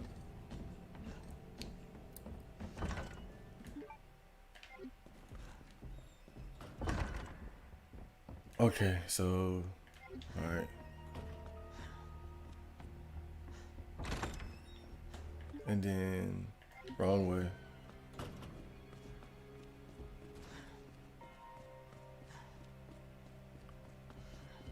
Can you save in here even though he can come in here? That's kind of weird. If I save, will he just disappear? You can't save when Mr. X is in the room. Oh, that's great.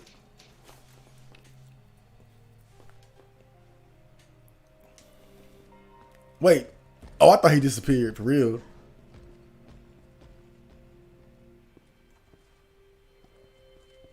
Yeah, he lost me. He went the other way. Cool beans. Alright. We gotta get rid of this damn liquor though. But I'm pretty sure if I shoot, I'm dead.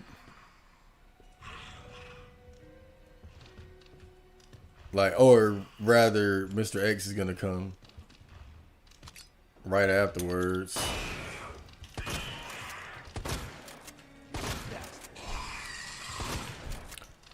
Oh shit.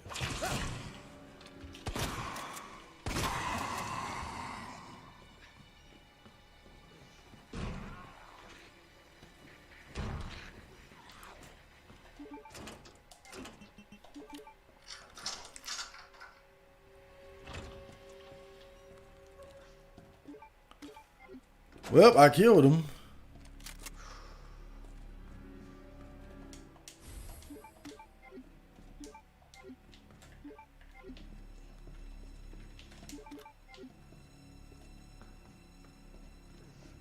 I need to go back the same way though.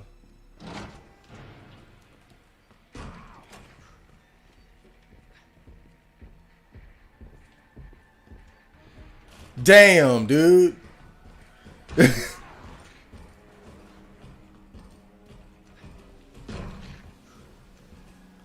I might have to load up again because this ain't good. Because look at where I'm headed. Is that a window I can jump out of?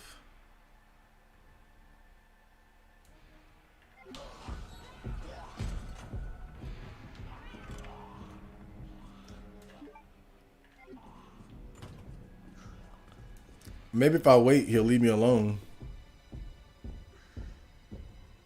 Cap. How appropriate.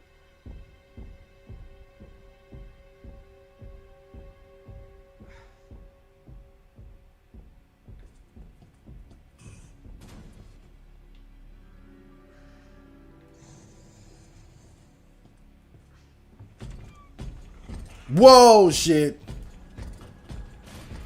Damn it, damn it, damn it, damn it, damn it, damn it, damn it.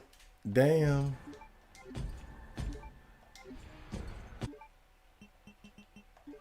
Yeah. The writing's on the wall. I'm stuck between a rock and a hard place. Oh, man. But you know what I could do actually is just use another flashbang to get rid of him. But I think this part is probably scripted. If I had to guess, this part is probably scripted. I think no matter how many times I try it, he's going to come through that door.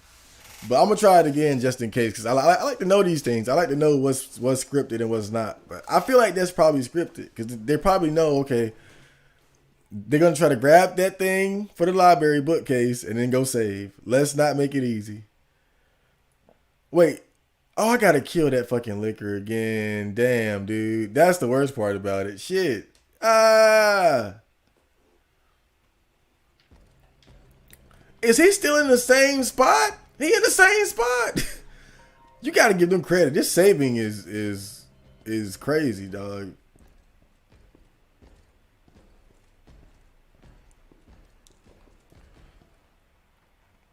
I think he followed me this time, though. Hold up. See if I can.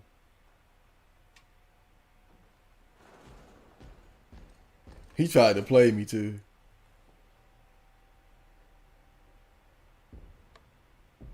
All right, he gone. Okay.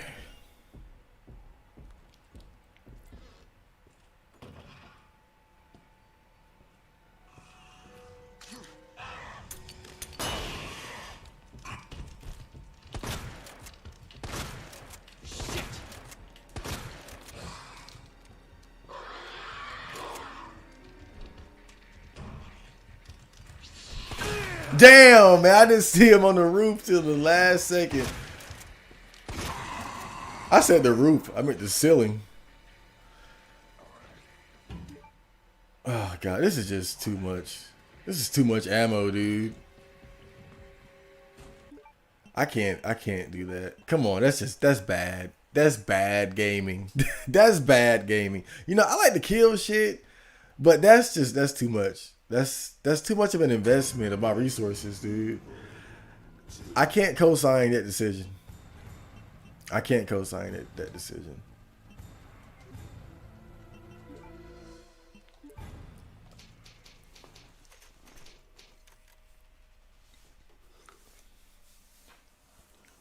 But there's not a lot of options here. Again, they definitely set this up the right way. The bitches. But you know, it's some dumb shit about this that just bothers me. Like, why don't the liquors react to Mr. X? I don't get it. I never understood that.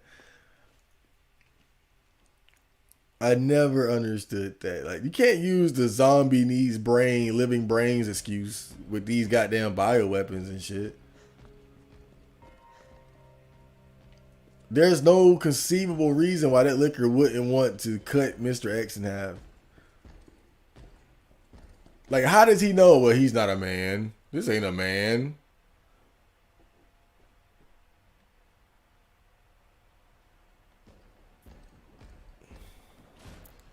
Yeah, I think this is really scripted. I think it's that this part in particular, I think is scripted. Like, they're giving you a break just to try to get the stuff over here.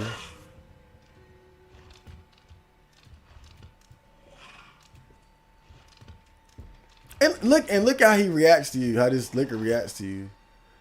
Like, that's kind of bullshit too. Like, why can't he just stay where the fuck he's at? Or why he gotta take an interest in me? You don't take an interest in Mr. X. He loud as fuck. He come down the hallway, boom, boom, boom. You should at least react to him, is what I'm saying. Like, what the hell is that? I'm about to cut somebody ass up. I get to cutting like all of a sudden I'm cutting them. This motherfucker coming, ain't he? I'm coming.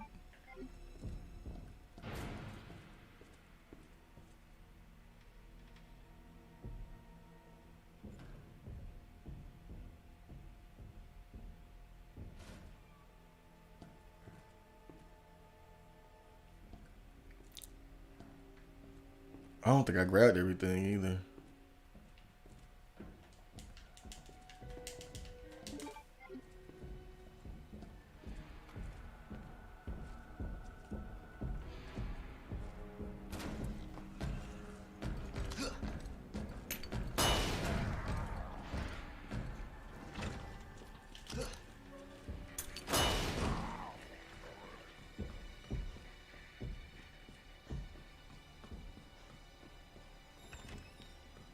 I might have wasted that second one, but you know what?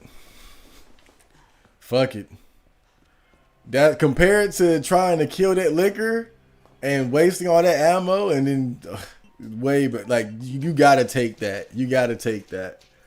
Take that. Take that.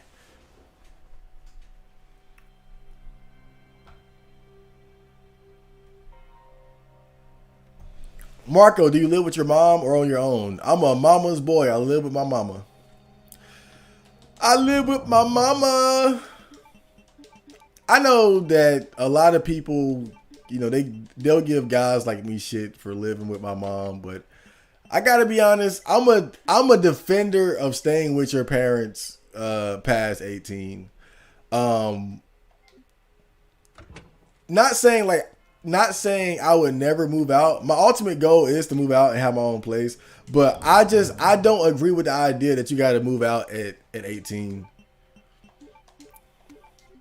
Because I think there are a lot of benefits to staying with your parents longer and taking advantage of the fact that you won't have to dump so much money into paying rent. Especially now, because rent in general in America, I think is going up like 17%. Like prices on food are going up. I think this whole attitude about having to move out at 18 is kind of silly, really, and outdated. Like, I get it. I think either way is pros and cons to it. I put it like that, you know, because the downside of staying with your parents too long is that it can stunt your growth. Because moving out forces you to pretty much sink or swim. He's coming. He's coming. Yeah, living on your own forces you to sink or swim. That's the good thing about it, is that it'll sharpen your fangs pretty quickly. But the downside is that, again, just rent. Rent is just like that black man said in that viral video all those years ago. And he told the goddamn truth. Rent is too damn high. Now, of course, he was talking about like New York rent, which is way, way, way too high. But in general, it's just too damn high, bro. Rent is too damn high. I think that it's a better strategy to stay with your parents for however much longer. You know, of course, break them off too. You know, give them some rent money, but it's not going to be nearly as bad as the rent you'll pay staying on your own. Like, I give my mom $100 every 2 weeks, on top of everything else that I do as far as like chores and just helping out around the house. You know, my masculine presence that fills the void of her not having a man in her life. You know, the whole son husband thing. But I think nowadays that whole idea of moving out at 18, I mean, if you can do it, or you just don't give a fuck about just going through the struggle like that, then more power to you. But I think there are a lot of advantages to staying home longer. It gives you the ability to basically have somewhere where you can live very cheaply, And that extra money that you have, you can invest in other things. Like you can start a business. I mean, like look at my whole rap thing. Like, dude, like I have more time to do shit like streaming and rapping, and you know, I'm about to start taking some of my money from working as a janitor. I'm about to start investing in Bitcoin. I'm about to try to investigate that whole thing, and I might do some penny stocks. But I'm just saying, I think staying with your parents a bit longer has its advantages. But definitely, I think at some point you got to prepare yourself to leave the nest, because your parents aren't always going to be there. That's why I'm taking. I've been taking all these little steps to prepare myself for that day. Like me learning how to drive now, that's all part of the larger plan of, when I inevitably have to leave my mom's house and survive out on my own. And, learning how to drive is an important part of that process. But, I'm just taking it one step at a time, And another thing is too, though, and I'm really going to sound like a mama's boy saying this, but the fact is, it's like what my friend's uncle told me. Nobody is ever gonna love you like your mom loves you. I hear that motherfucker too. He dipping somewhere. I heard doom doom doom doom. Oh shit. No one's gonna love you like your mom is gonna love you, and not your friends. Not your girlfriend, not your wife, probably not even your damn kids. If you have kids. Oh, shit. Where am I? Oh, is the Clover shit closed? Nah, I didn't go the right way I should have went. I can circle around, though. Okay. Wait. Oh, fuck.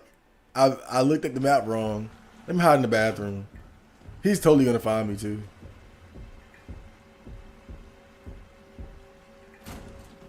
He like, you bitch. Nope. I'm out. But yeah, no one's gonna love you like your mom does. And it's almost guaranteed that as I go through this life with all the people I meet, even should I eventually get a girlfriend and whatnot, I can say with certainty, with near certainty, that my mom is gonna end up being the one that always loved me the most. And I'm glad that I was able to have such a close relationship with her. I'm glad that I was able to spend so much time with my mom. I'm definitely at the point now where I'm more and more I'm detaching myself from her. It's just inevitable as my masculinity has been flaring up more and more and developing more and more. But I'm glad that, like, if I were to move out tomorrow and walk that path of manliness, that next level of manliness, which would also mean, of course, not being as spending as much time with my mom. I can honestly say that when my mom dies, I will have no regrets. The amount of time that I spent with her up until this point is more than enough. It's more than enough. So when she's finally gone, I'm glad that I can say, like, I have no regrets as far as not spending enough time with her. 'Cause, that's one of the things that some people regret, is like not spending enough time with the people that they love. And I can honestly say that's a tongue twister. Oh shit! He stopped right there too. I can honestly say that I have no regrets as far as my relationship with my mother, who is when it comes down to it, the person who is going to have loved me the most. And so if anybody deserves that time spent with, it would be my mother. Not a girlfriend, not friends. Maybe friender. Friender too. R.I.P. But that's another good thing about it. I feel good about the fact that I did spend so much time with her and that we do have a good relationship. Because now, when she inevitably dies, I know that I'm not gonna have any regrets.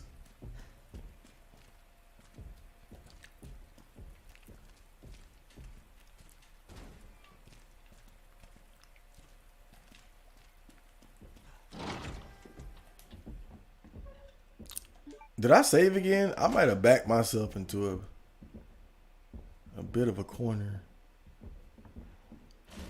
Cause it seemed like he don't want to leave this spot.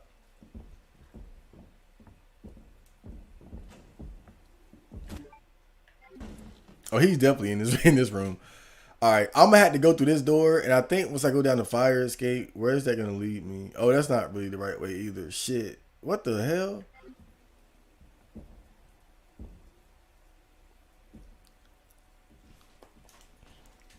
Okay, I think I'm good for now.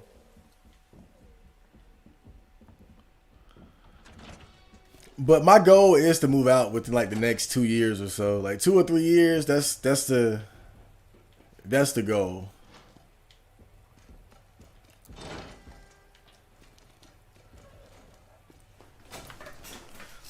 Because the fact is, I believe that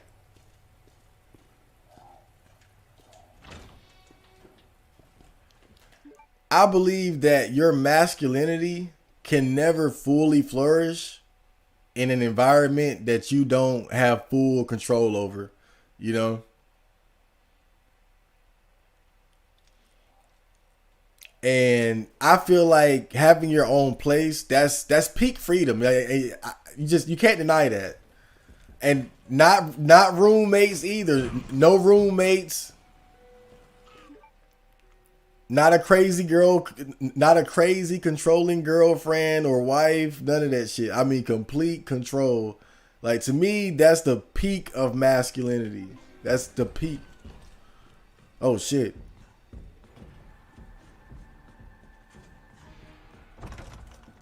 That is the absolute peak of masculinity and freedom. To have complete control over your environment, you know. Now, the good thing about living at home for me is that the way we live, because it's me, my older brother, and my mom, and it's a 2-story house. So, and their rooms are upstairs, mine is downstairs, and so even when everyone is home, there for me, shit, there's still this sense of isolation.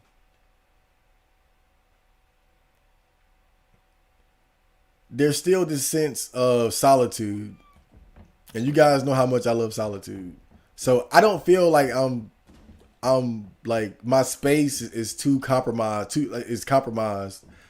much living with my mom, because we pretty much just stay out of each other's way.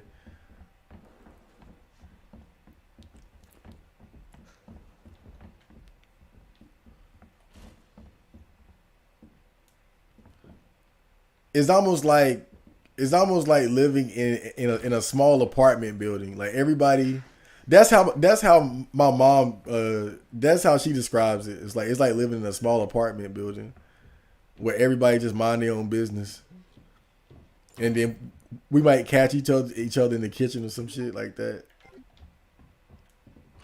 Why is this door locked?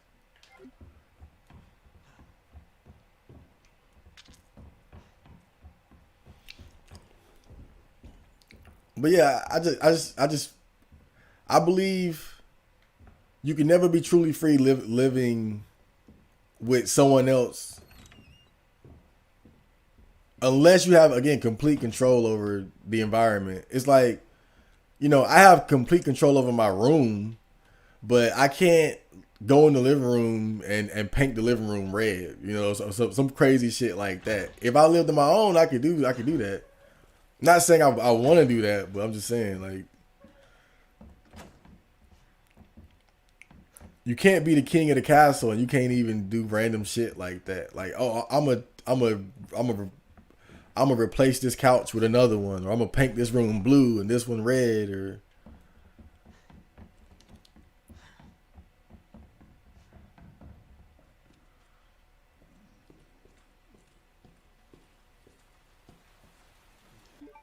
oh man, this is bad. All right, I gotta prepare myself for this part. This could be real bad. Naki, are you a girl? Please be a girl. Oh God. Don't be thirsty on the stream, dog.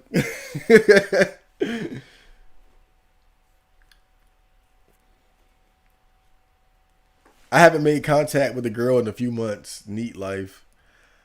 I think I see a couple girls every now and then when I'm at work, but for the most part, they're never really attractive.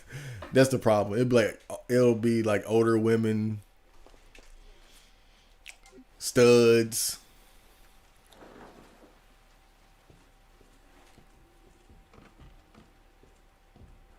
Fat women, stuff like that.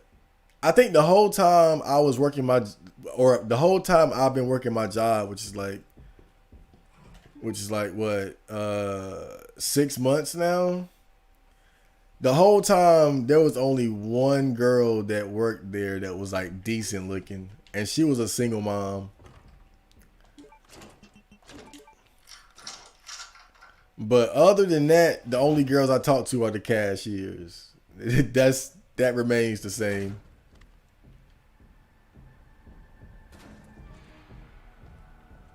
Wait, is he gonna come in here?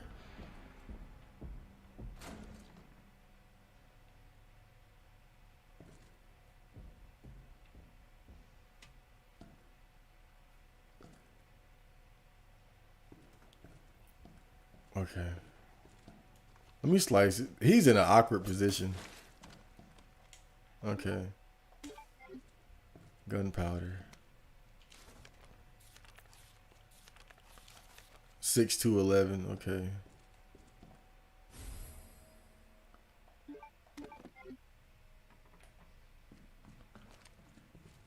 Yep, right there. A liquor's probably gonna drop in right there. I should have brought a flashbang or something. I got a grenade. Mm-hmm.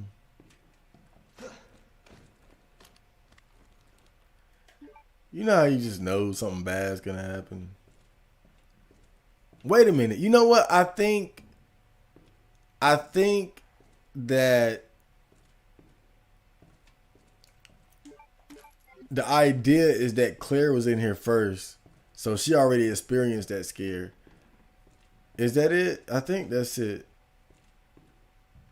But I think Mr. X is gonna show up too, though. I think he's gonna. I think Mr. X is about to make a grand appearance, to say the least. Oh, I can't go through there. Okay. Maybe. Okay. All right, guys. So I could be wrong, but I think once I go down this hallway, Mr. X is gonna pop out of the wall.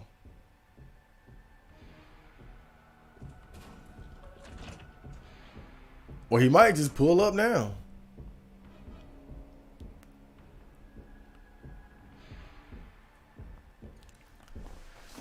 But I'm gonna just brace myself just in case it happens. So bear with me.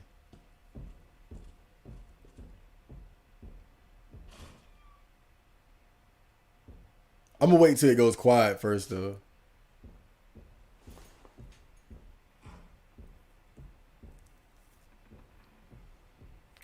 Dude, Chad Marco hit good genetic lottery. He literally looks in his early 20s. Yeah.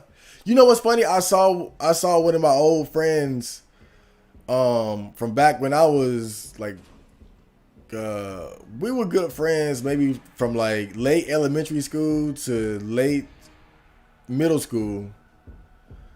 And we seen each other every now and then since then, but you know, we haven't really been as close as when we were like kids. But I saw him last week, and he said, it's because he always notices me before I notice him, and he told me, he said, it's easy to spot you out because you still look the same.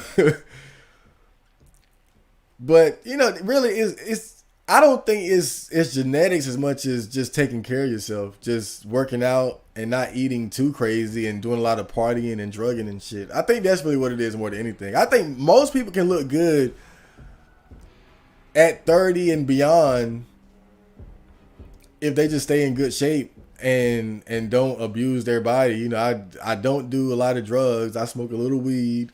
I don't drink. My diet is fucked up, but I work out a lot to compensate. I get plenty of damn sleep. That's for that's for sure. I get plenty of sleep. Okay, I'm gonna just rush through, man. Ah! Okay, it ain't happened. I was sorry for getting your hopes up.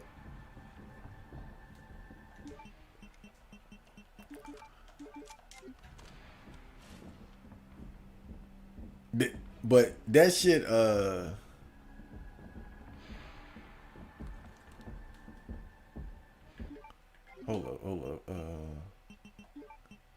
up. Please tell me this is the heart key. Please tell me. Please tell me. Please tell me. Please tell.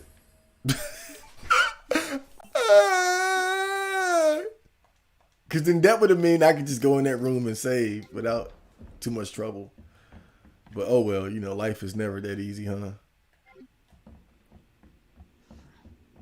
The fuck? Okay. Alright. I think I can open that safe though. I better start running. I think when you run, it makes it easier for him to find you too. And when you shoot, shit like that. I can definitely hear him though.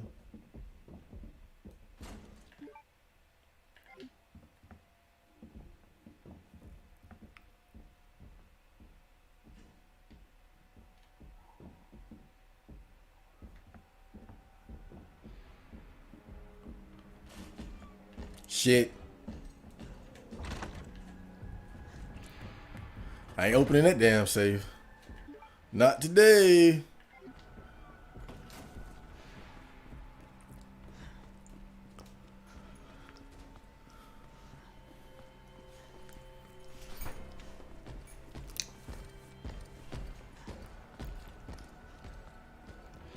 I'm about to get a quick save in though. I'm about to save in his face.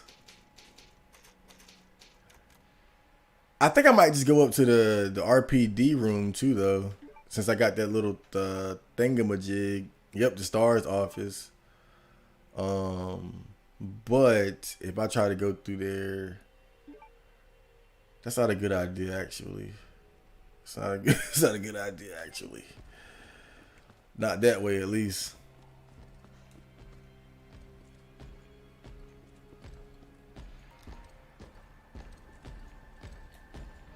Mm-hmm. I juked you, boy. Juke Kings 09. Man, I swear.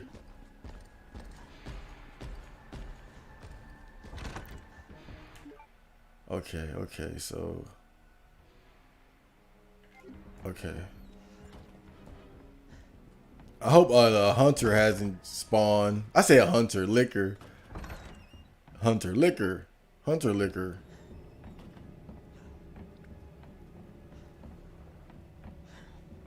And safe. Black don't crack. Truly.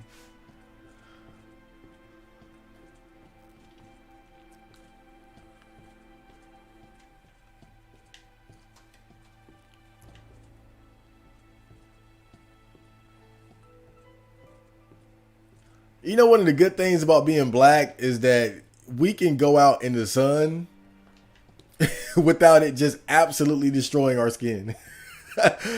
I mean, when white people spend a lot of time in the sun, it seems like it really just does terrible things to their skin. I still wear sunblock every now and then though, because just because I got melanin doesn't mean that I'm completely immune. So I still wear sunscreen or sunblock. I still wear it every now and then when it's sunny. I kind of have to because I used to go running so much in the sun.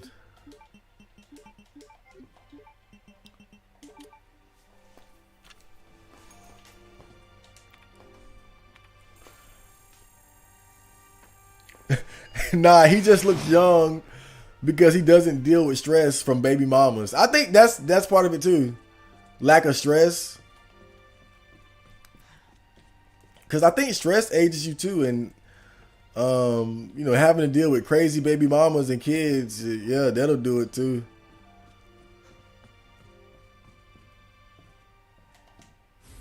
Lightning Hawk, Magnum. Letter to Stars members. To the bestest stars buds, how are you all doing in that drab old station? Hanging in there against old irons? Me, I just got back from a date with a hot chick. Bet you can guess what we got up to under her extra large umbrella. Europe is amazing. 1 month is in no way enough to even scratch the surface. Maybe I'll extend my vacation for another 6 months. Barry, don't even think of coming to join me. Wouldn't want to make all the cute girls cry. Yeah? So you just leave the babes to me. Jill, if Claire tries to contact you, please let her know I'm okay. Chris Redfield, August 29th. I read that because it's obviously not Chris Redfield. But it's kind of funny how stupid they made that note to cover up.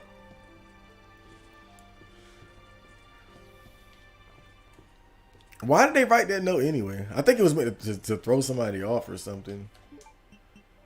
Alright, so we got the Lightning Hawk. That's cool. I can discard this key.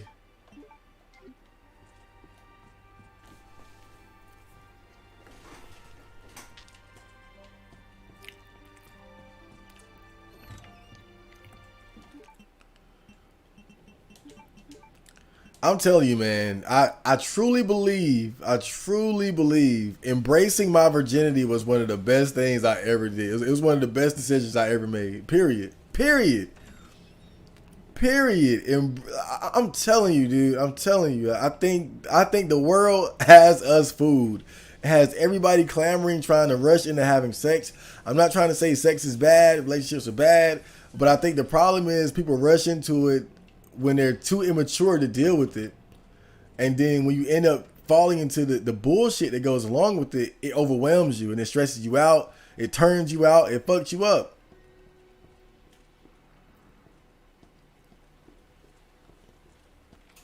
Like, I can't even imagine being sexually active at like 20, 22, 23. God damn, I was so retarded back then. I was in no way mature enough to engage in that kind of serious activity. But I'm old enough and wise enough now to realize that. Well, even then, I kind of got it, right? Because I embraced my virginity like in my late teens. But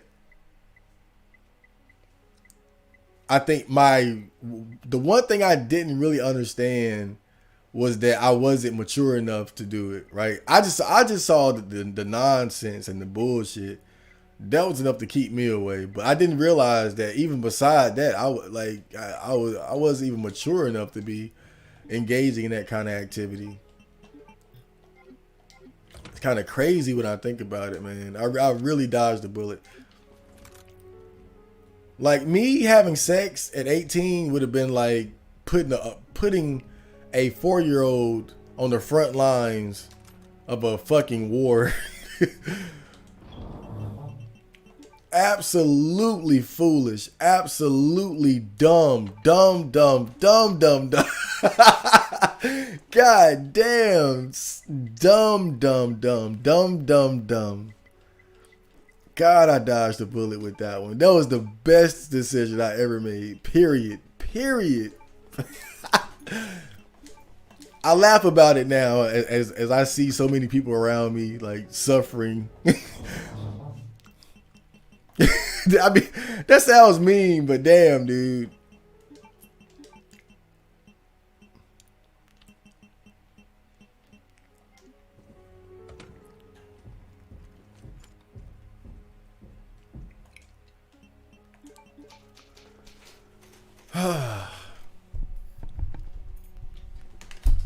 All right, I think we're done. I think we're done for tonight.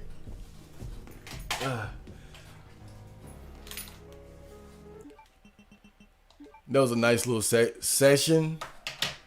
We had fun with Mr. X. He wasn't as bad. Well, it's pretty bad. It's pretty bad, but I think I'm handling him better because of the experience that I have. So that's the good thing about that. I'll try to answer some of these comments before I get out of here. Some of these chat comments before I get out of here. Oh, man.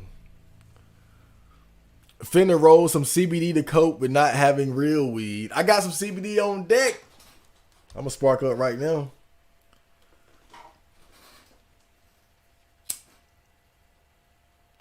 I'm a certified CBD smoker, man.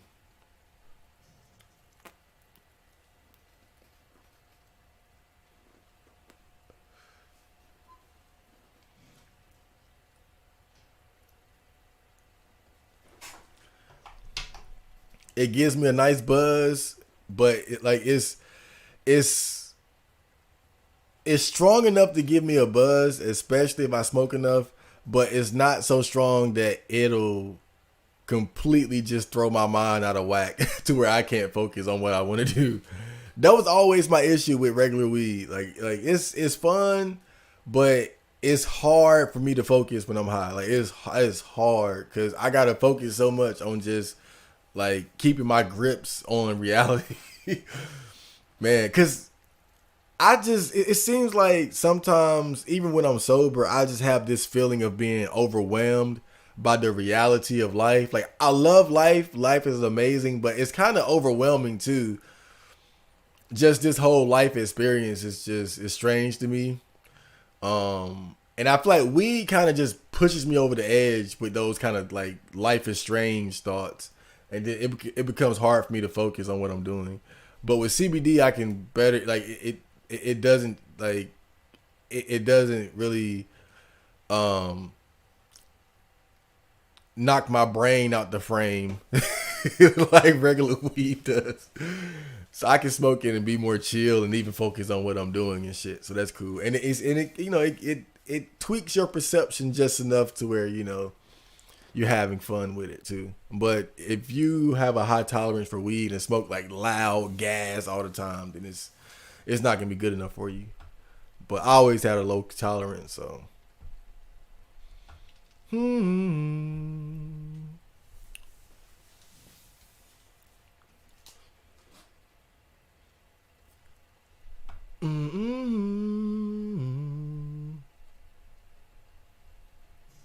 Man, y'all were talking way too much.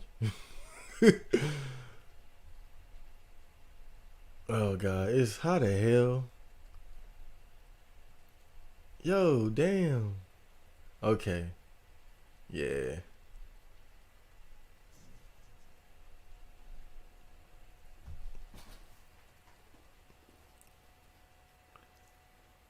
I got myself a pull-up bar. I don't use gloves though, so my hands are messed up. I was thinking about getting a pull-up bar, but I remember one of my friends. In fact, I think it was Fresh, and I think this was a long time ago. I think he had a pull-up bar, and he had one of those pull-up bars that you connect to the door frame. And I think he had fell off that shit and bust his ass one time or something like that. Maybe he told me that. I don't know if I was there when it happened, but I think he told me that. And I've heard about like different accidents associated with those things. So if I did get a pull-up bar, I would want a traditional, normal, like not gonna fall and bust your ass pull-up bar. But the thing is, for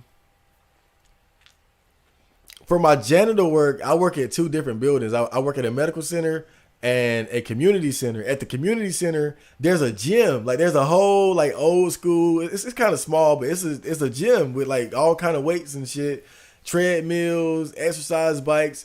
So every now and then when I'm in there, like I'm like when I first get to the building, I might go in the weight room and do like a couple pull ups, like 10 pull ups or so. So it's I have access to a pull up technically. I mean a pull up bar technically. Um, Dude, and when I went in there one time, somebody had the weight bench. They had the barbell up there had like 200 pounds up there, right? So I was like, let me see if I can let me see if I can lift this. So I got in place. Bruh, I swear I could barely lift that damn thing off the hook. I was like, yo, I'm way behind as far as like strength training. I've been doing way too much cardio and light and like, cause my thing is like high reps, low weight. So I haven't really been strength training. And so that was a wake up call. Like, damn, dude. But it got me feeling like I want to get to the point where I can bench press 200 at least. At least I got to get to that point. Like that's my goal now, cause that shit was like so heavy. I was like, like I barely got it all. Like I didn't even like get it like to my chest and put it up. I just like for me, all I could do was barely lift it off the hook and then put it back on the hook. So I was like, I'm too weak. I gotta, I gotta get my strength up. I got my weight up, but I gotta get my strength up now.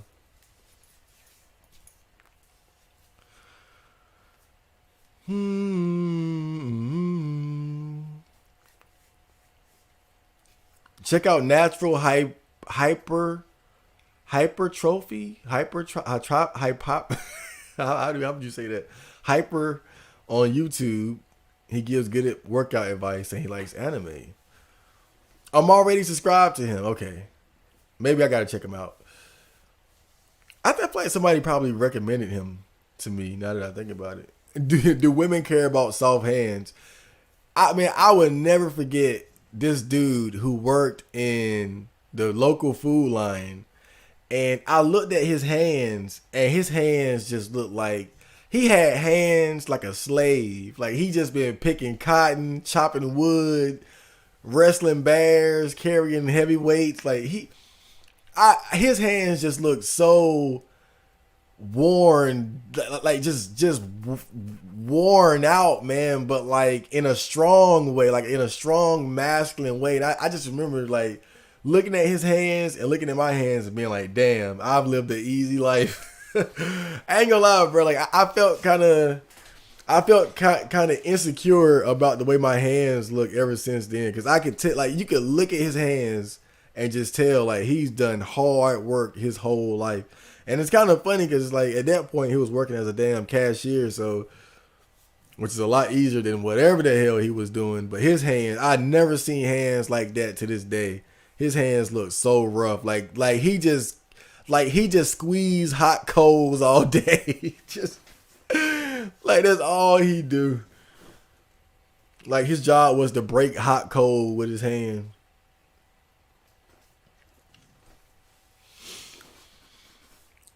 My parents are making me go back to school. I have to go to college or I will get cut off from family resources. Mom called me a loser for the first time and said it's only up to me to fix it. Yeah, that's like the first that's the first thing your parents are gonna try to get you to do when you're in NEET is to get in school, because that's how I ended up getting my GED, which was a worthwhile experience, because I dropped out in the 9th grade. But now that I think about it, when I dropped out, I should have just went ahead and got my GED immediately, because I ended up getting it in like my early 20s or so. But I really should have just got it immediately. Like, really? And I guess unless you're planning on going to college, the way I look at it, it seemed like you're better off dropping out at 16 and just going to get your GED.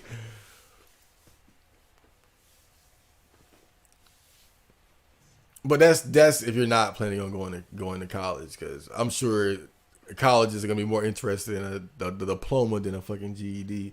But basic jobs they're not gonna give a fuck.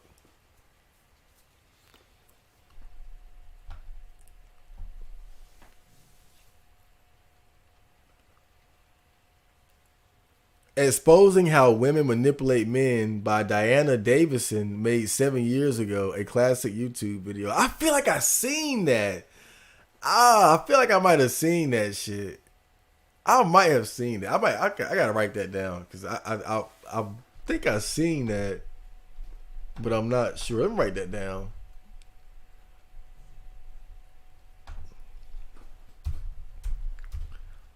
I gotta stop watching shit like that though. It's made me so pessimistic in in regards to women. I don't hate women, but damn, I don't trust them one bit. I would never trust a woman anyway, and I say that with all due respect and love for women and the feminine.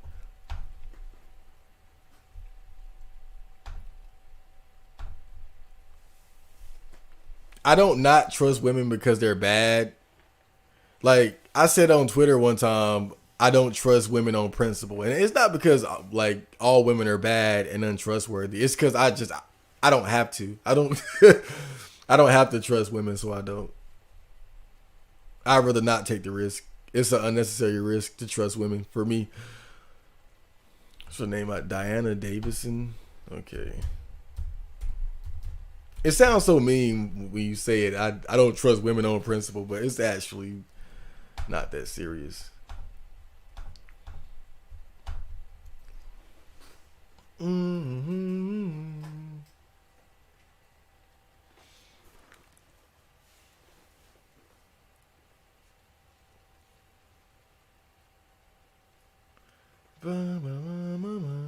My dad, but not my mom normally. She never called me out for my beta loser behavior before and always pretended I was Chad. So when she said all that, it hit hard. It sucks when your mom says some shit about you.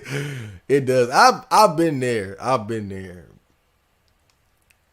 I've been there. But to be fair, I was a loser. I mean, let's be real. You know, are you a loser, Jake? It might be a time for a moment of truth. I mean, even now, some people would look at me like I'm a loser. I don't feel like a loser anymore. I feel very good about myself, but I can understand that by society standards, you know, I'm not nearly where a lot of people would say a man should be at my age. So, but me personally, I don't feel like a loser at all anymore. I've come a long way. But, you know, maybe you got to be honest with yourself. Maybe do some self-reflecting. Like, do you feel like a loser? Do you feel like how do you see yourself? You know, because ultimately that's what matters the most in the end. Is that you feel good about yourself.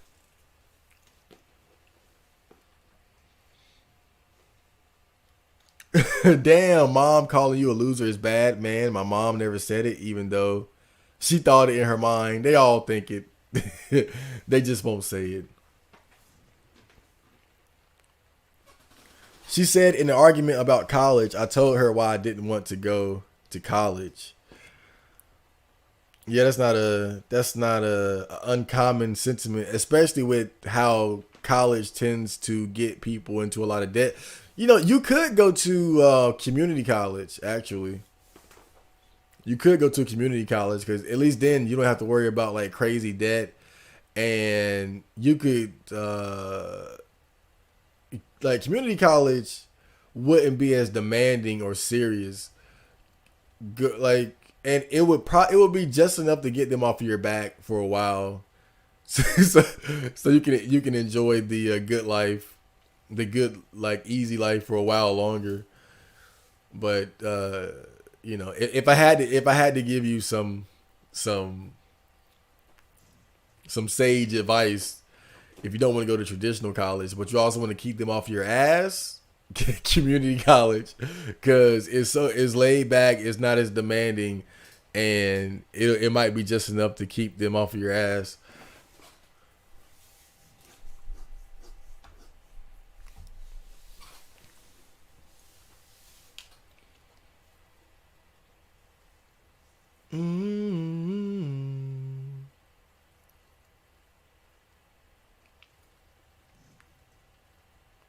I told her if she paid for 100% of it, I would go. So she's thinking about it. Don't do that, Jake. Don't do that. Jake, don't do that. Don't do that to your mom. Don't do that. Don't do that. Don't do that. Don't do that. If she's thinking about it, damn, that woman loves you, Jake. Don't do that. Do not do that to her. I don't know what type of man you are, but I don't know if you would. I don't know if you would take it seriously enough that would to where it would be worth her going into debt over it. I strongly advise against that.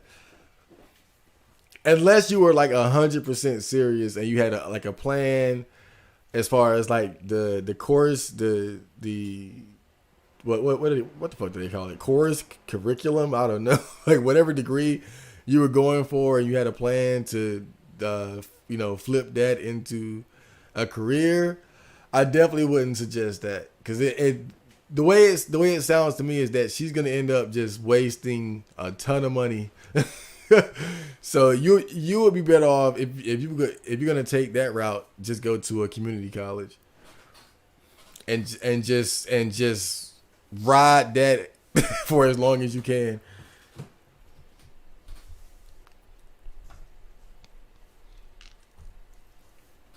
Yep, if you don't know what you're doing, don't go. You would just waste time, accumulate debt. Exactly. You know, that student loan debt is no joke. It's no joke. And I think I have a friend who went to college. My best friend actually went to college, and I don't think he even finished. I don't think he ever finished his shit. Now that I gotta ask him about it, because I don't think he finished. That's crazy. And I'm sure like he probably got college debt on the side right now. I ain't even thought about that. I'm gonna ask him about it next time I see him, because I forgot he went to college. Well, I didn't forget, but I forgot that he went, but I don't think he finished. I think he went for like 3 years or so and never really graduated. But if you go for any amount of time, they don't care if you don't graduate. They want that damn paper. So I'm gonna ask him about that shit. Like, he gotta have some student loan debt. I'm gonna ask him, yo. Damn. I ain't even thought about that shit. I forgot you gotta pay for this stuff.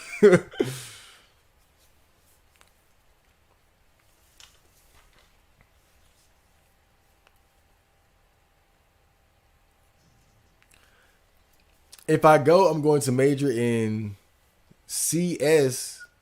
What is that? Computer sciences? As computer sciences.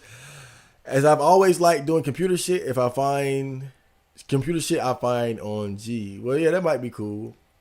And I know some programming. The future is the internet and computers and tech. So just hit the gym or something and work a job. Charisma on command lied to me. Who was that? Bentley Blackwell, welcome. The stream is basically over, but I'm just sitting here chilling.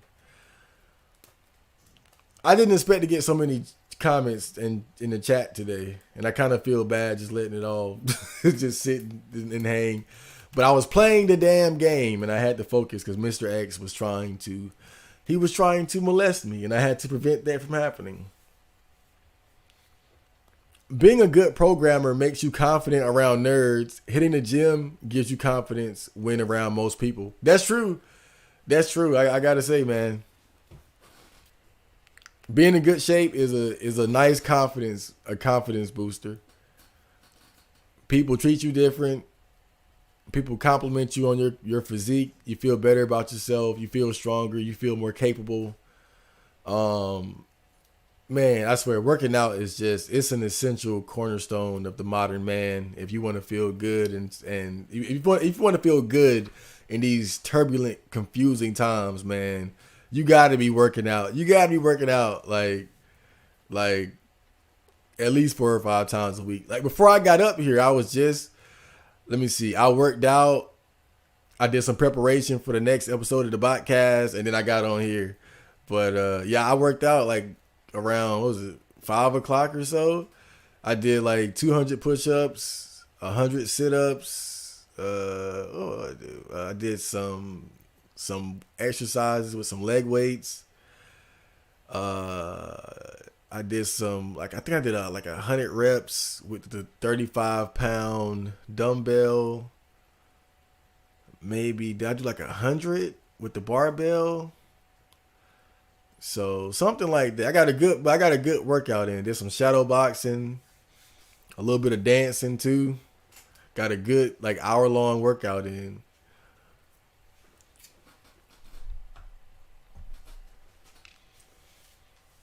If you had to do crime to survive, what would you do? I would be a scammer.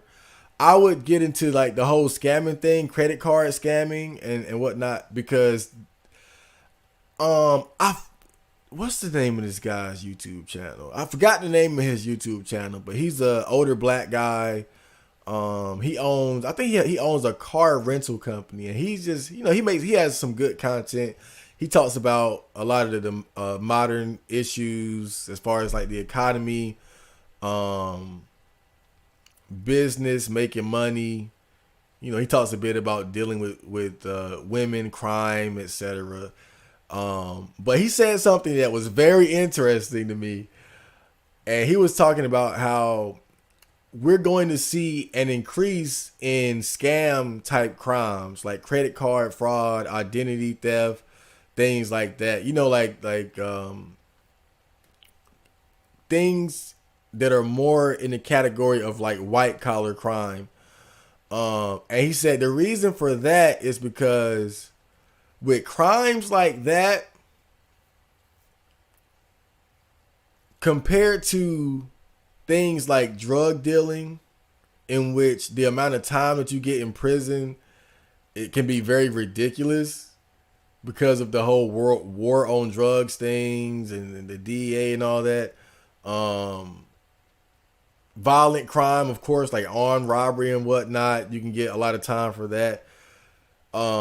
Compared to crimes of that nature, white collar crimes, these little scam crimes that you see guys doing, even if you get caught, you from what he said. Now I haven't done the research myself. In fact, I'm gonna hop on that.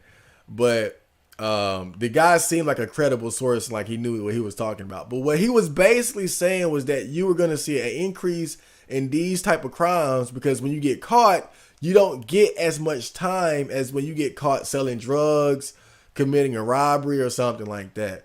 And he says that for a lot of these guys in the inner city, in the hood, in these urban areas, if they have any sense, they're going to do the math and say, look, I can go hard with this scamming shit and just ball till I fall. Just go hard, stack money, save money, put it up until I get caught.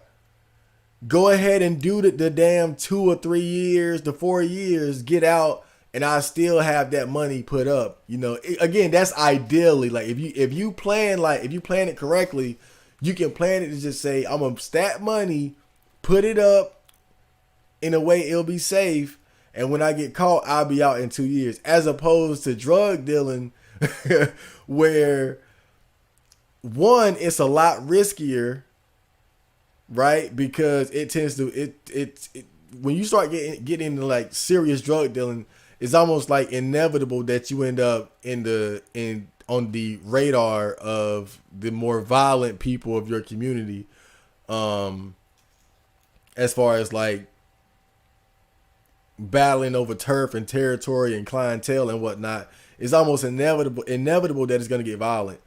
And of course, the amount of time you would get for the dealing of certain drugs and whatnot.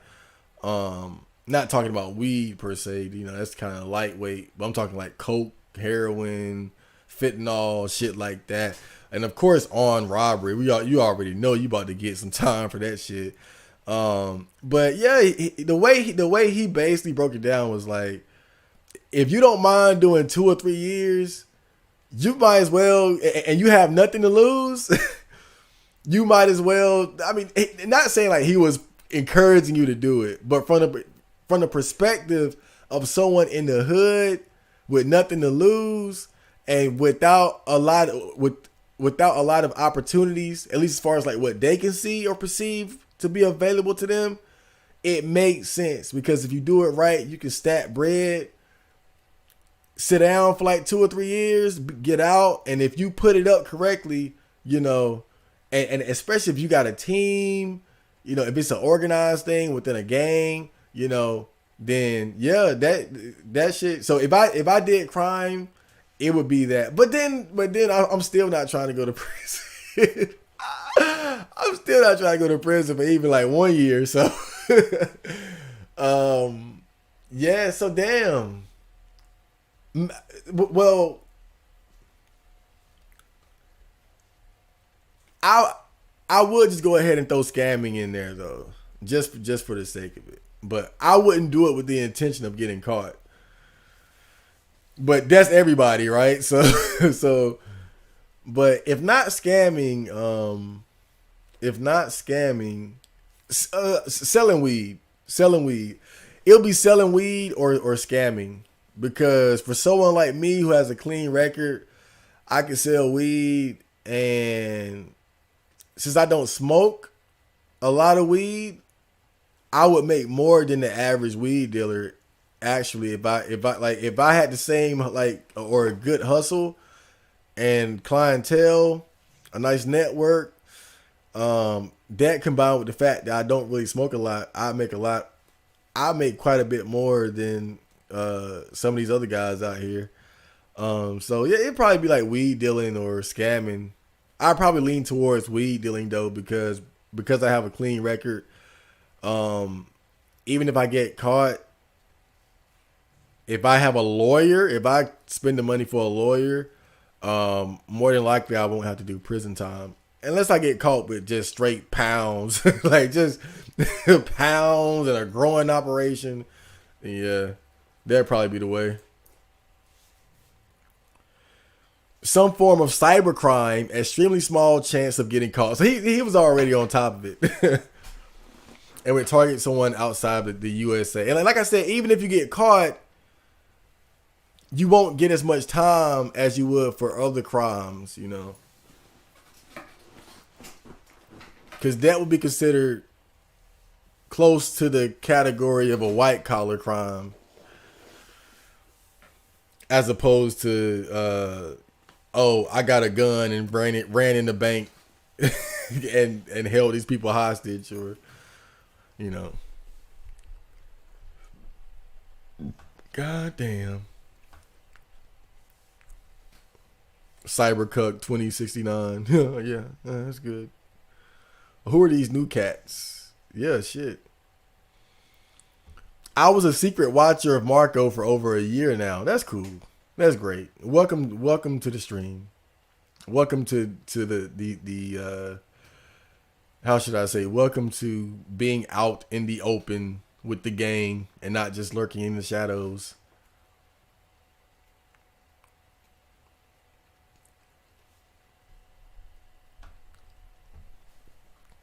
Each generation gets weaker than the previous.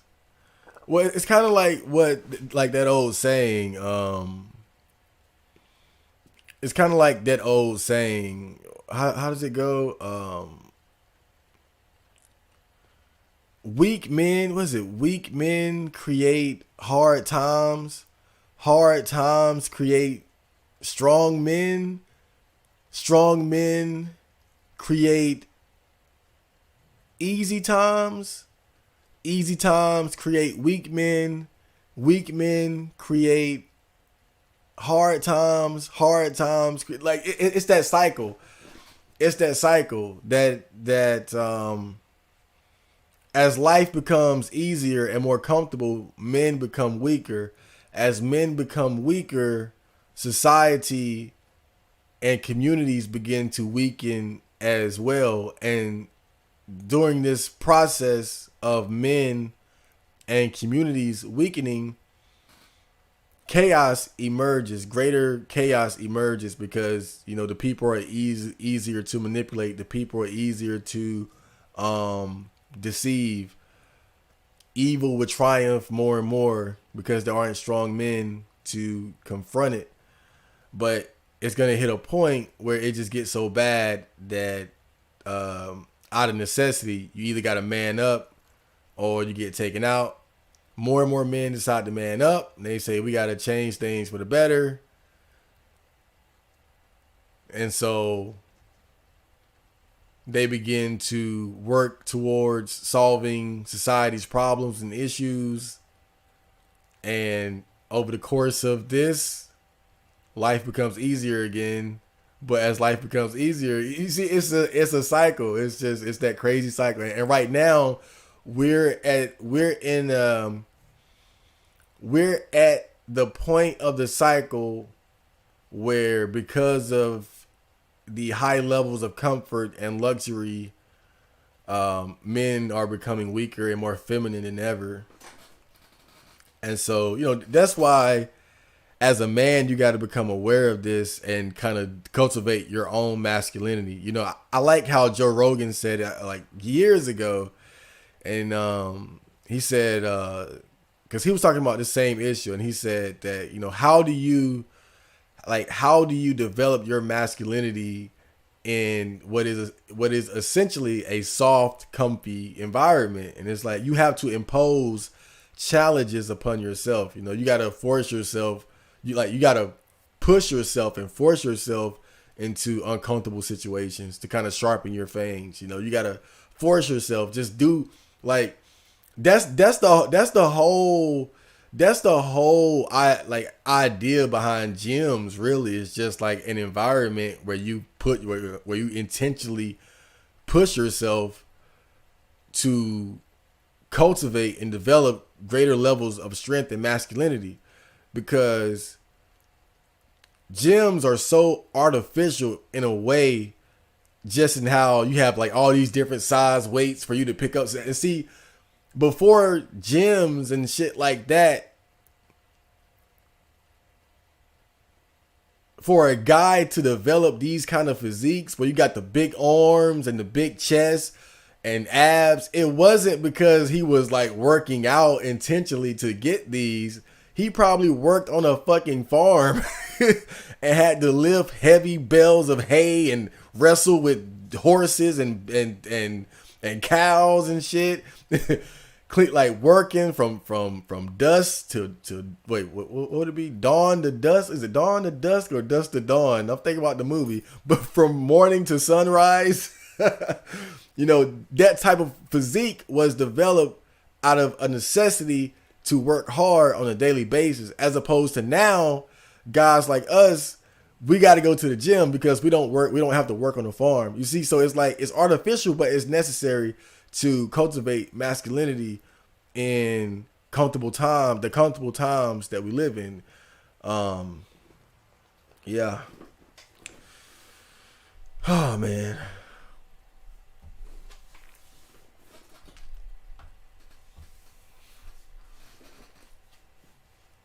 Hey, do you guys know what sissy hypno is? I think you should look it up and give it a go.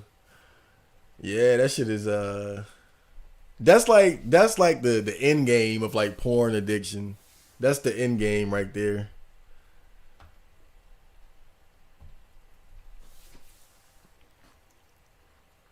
From there you either go full tranny or you or you turn around.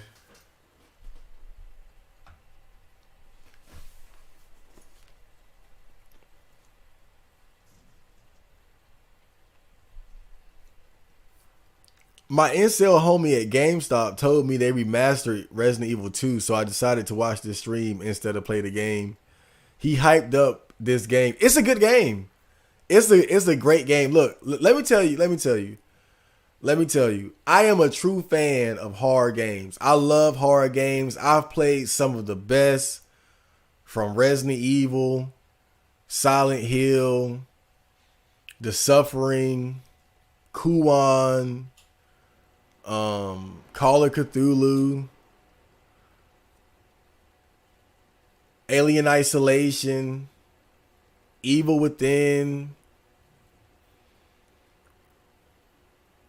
to some of the worst ones like The Ring, Carrier, Overblood. Oh my god. Overblood. If you guys have not played Overblood, play.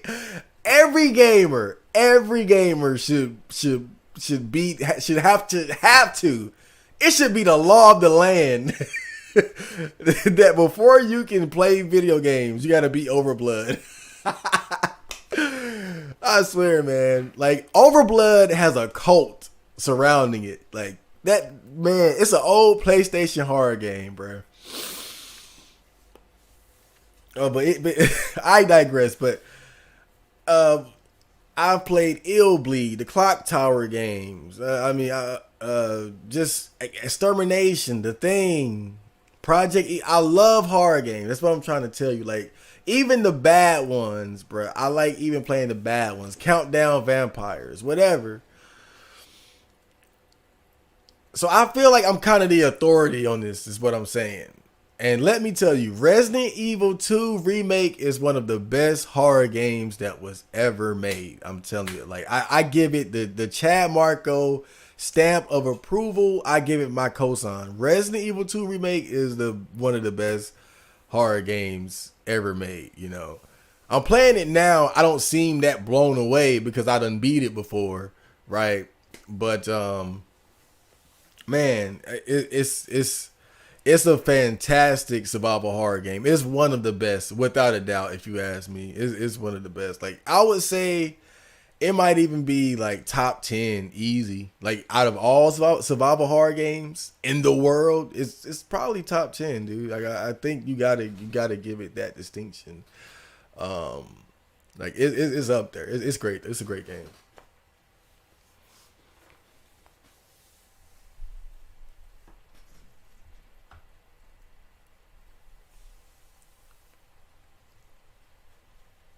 Everyone is so damn slow in this game. It is funny how slow Leon is when you're running from Mr. X, because in all actuality, you would be sprinting like doom doom doom, like you would not be doing that slow jog. You would be like just gone.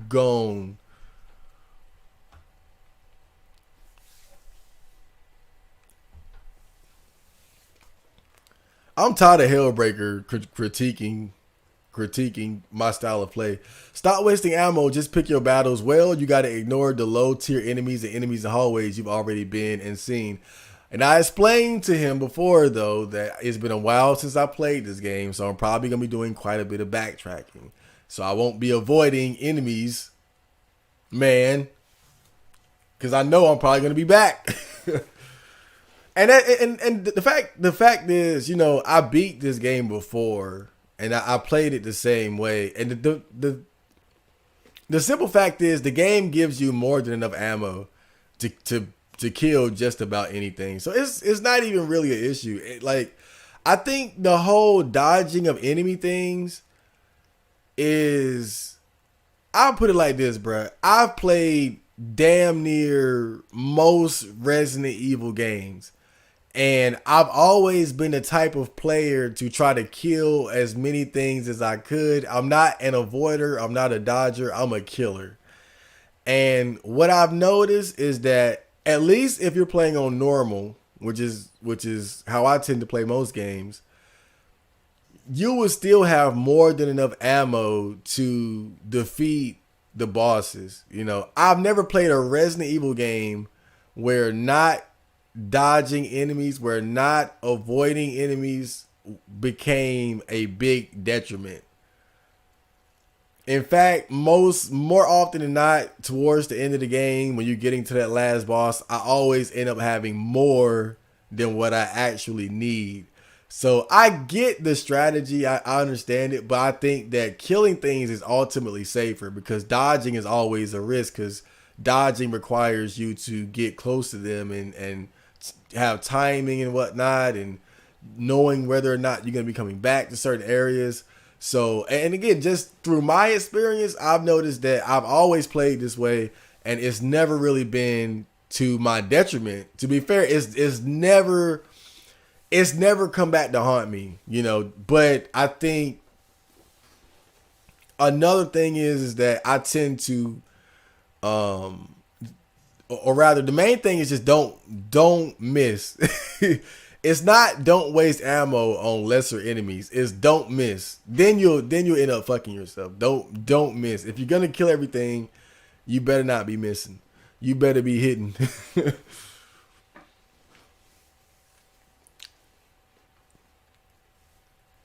I'm trying to think though. Was there ever a survival horror game where like it was like serious resource issues? Like it always seems like at some point you just end up getting to you just end up getting to this point of having more than what you need. Seems like I always hit that. I always get to that point in just about every survival horror game. Even as someone who just wants to kill everything. If my incel homies ask me about Resident Evil, I'm going to tell them what I saw in the stream and pretend that I played the game. Are you the real Chad Marco? Is your name really Chad Marco? Dude, seriously. Seriously, is your name Chad Marco? I'm the real Chad Marco, but my name is not Chad Marco. Chad Marco is just my rap name, my alias that I developed while playing Fallout 3 many years ago. I was playing Fallout 3 and I was role playing as a schizophrenic psychopath with a split personality, hence him having two first names. That it really is funny because I think because of the whole R9K robot music Chad Thundercock shit, people probably think that's the inspiration for the name, but it's not. Chad Marco was my Fallout 3 character, and the idea was that he had two first names because he had two personalities. Because before that, my rap name was E-Man, right? It was E-Man Mr. Zooted because my first name is Emmanuel. And so people always called me E-Man. And that was my rap name at first. But then I was like, I don't like that anymore. And I changed it to Chad Marco. Like, because as I was playing that Fallout 3 character, I was like, this is a cool ass name, Chad Marco. I want that name. I'm taking that name. And I asked my best friend about it, if he thought it was a good idea, and he was like, hell yeah. So that's where that came from.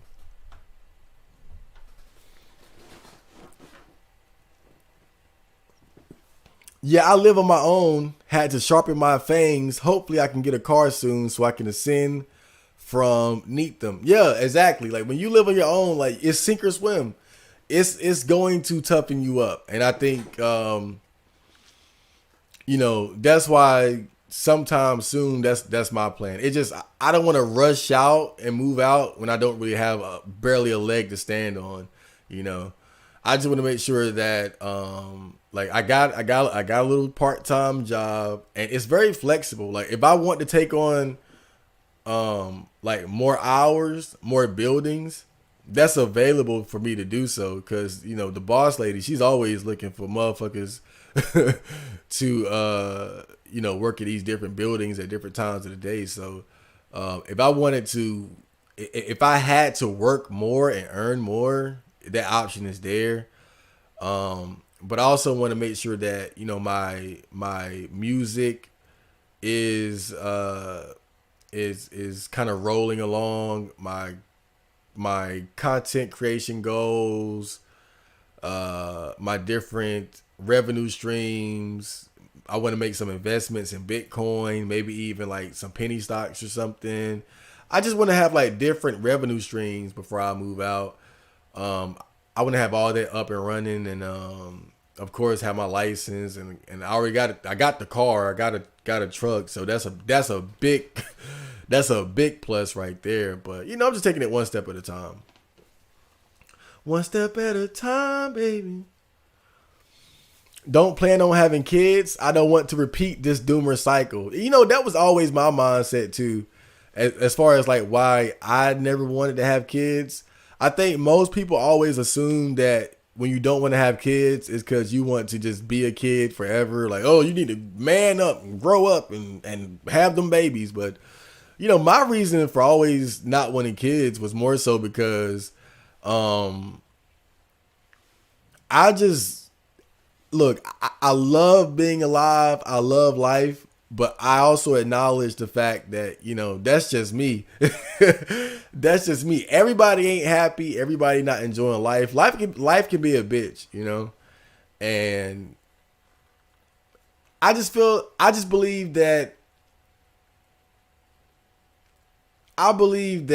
bringing life into the world is just as serious as taking a life from the world.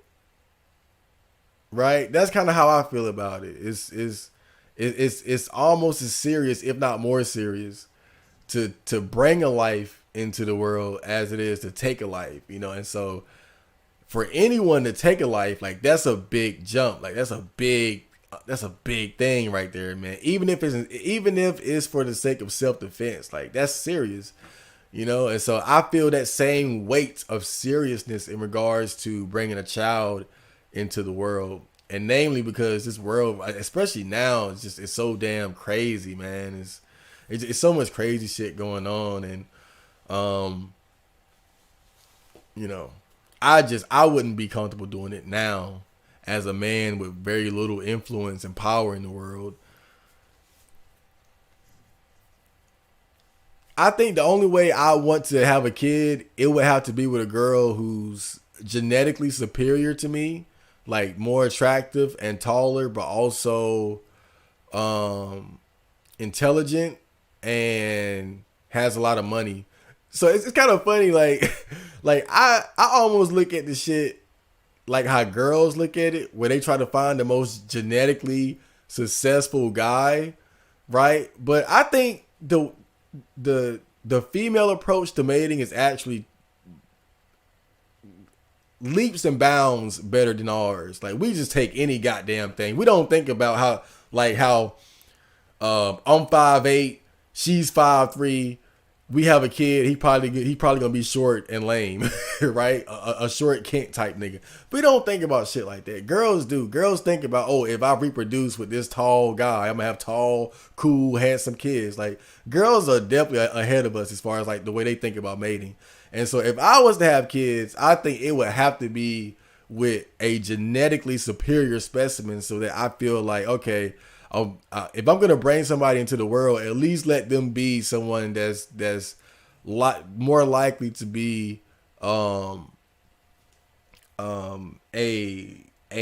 genetically gifted individual, more likely to succeed and achieve happiness and success in the world. But that's very unlikely. I'm going to regret the shit out of never having a close relationship with my mom. Damn, Mark. Call your mom. Mom,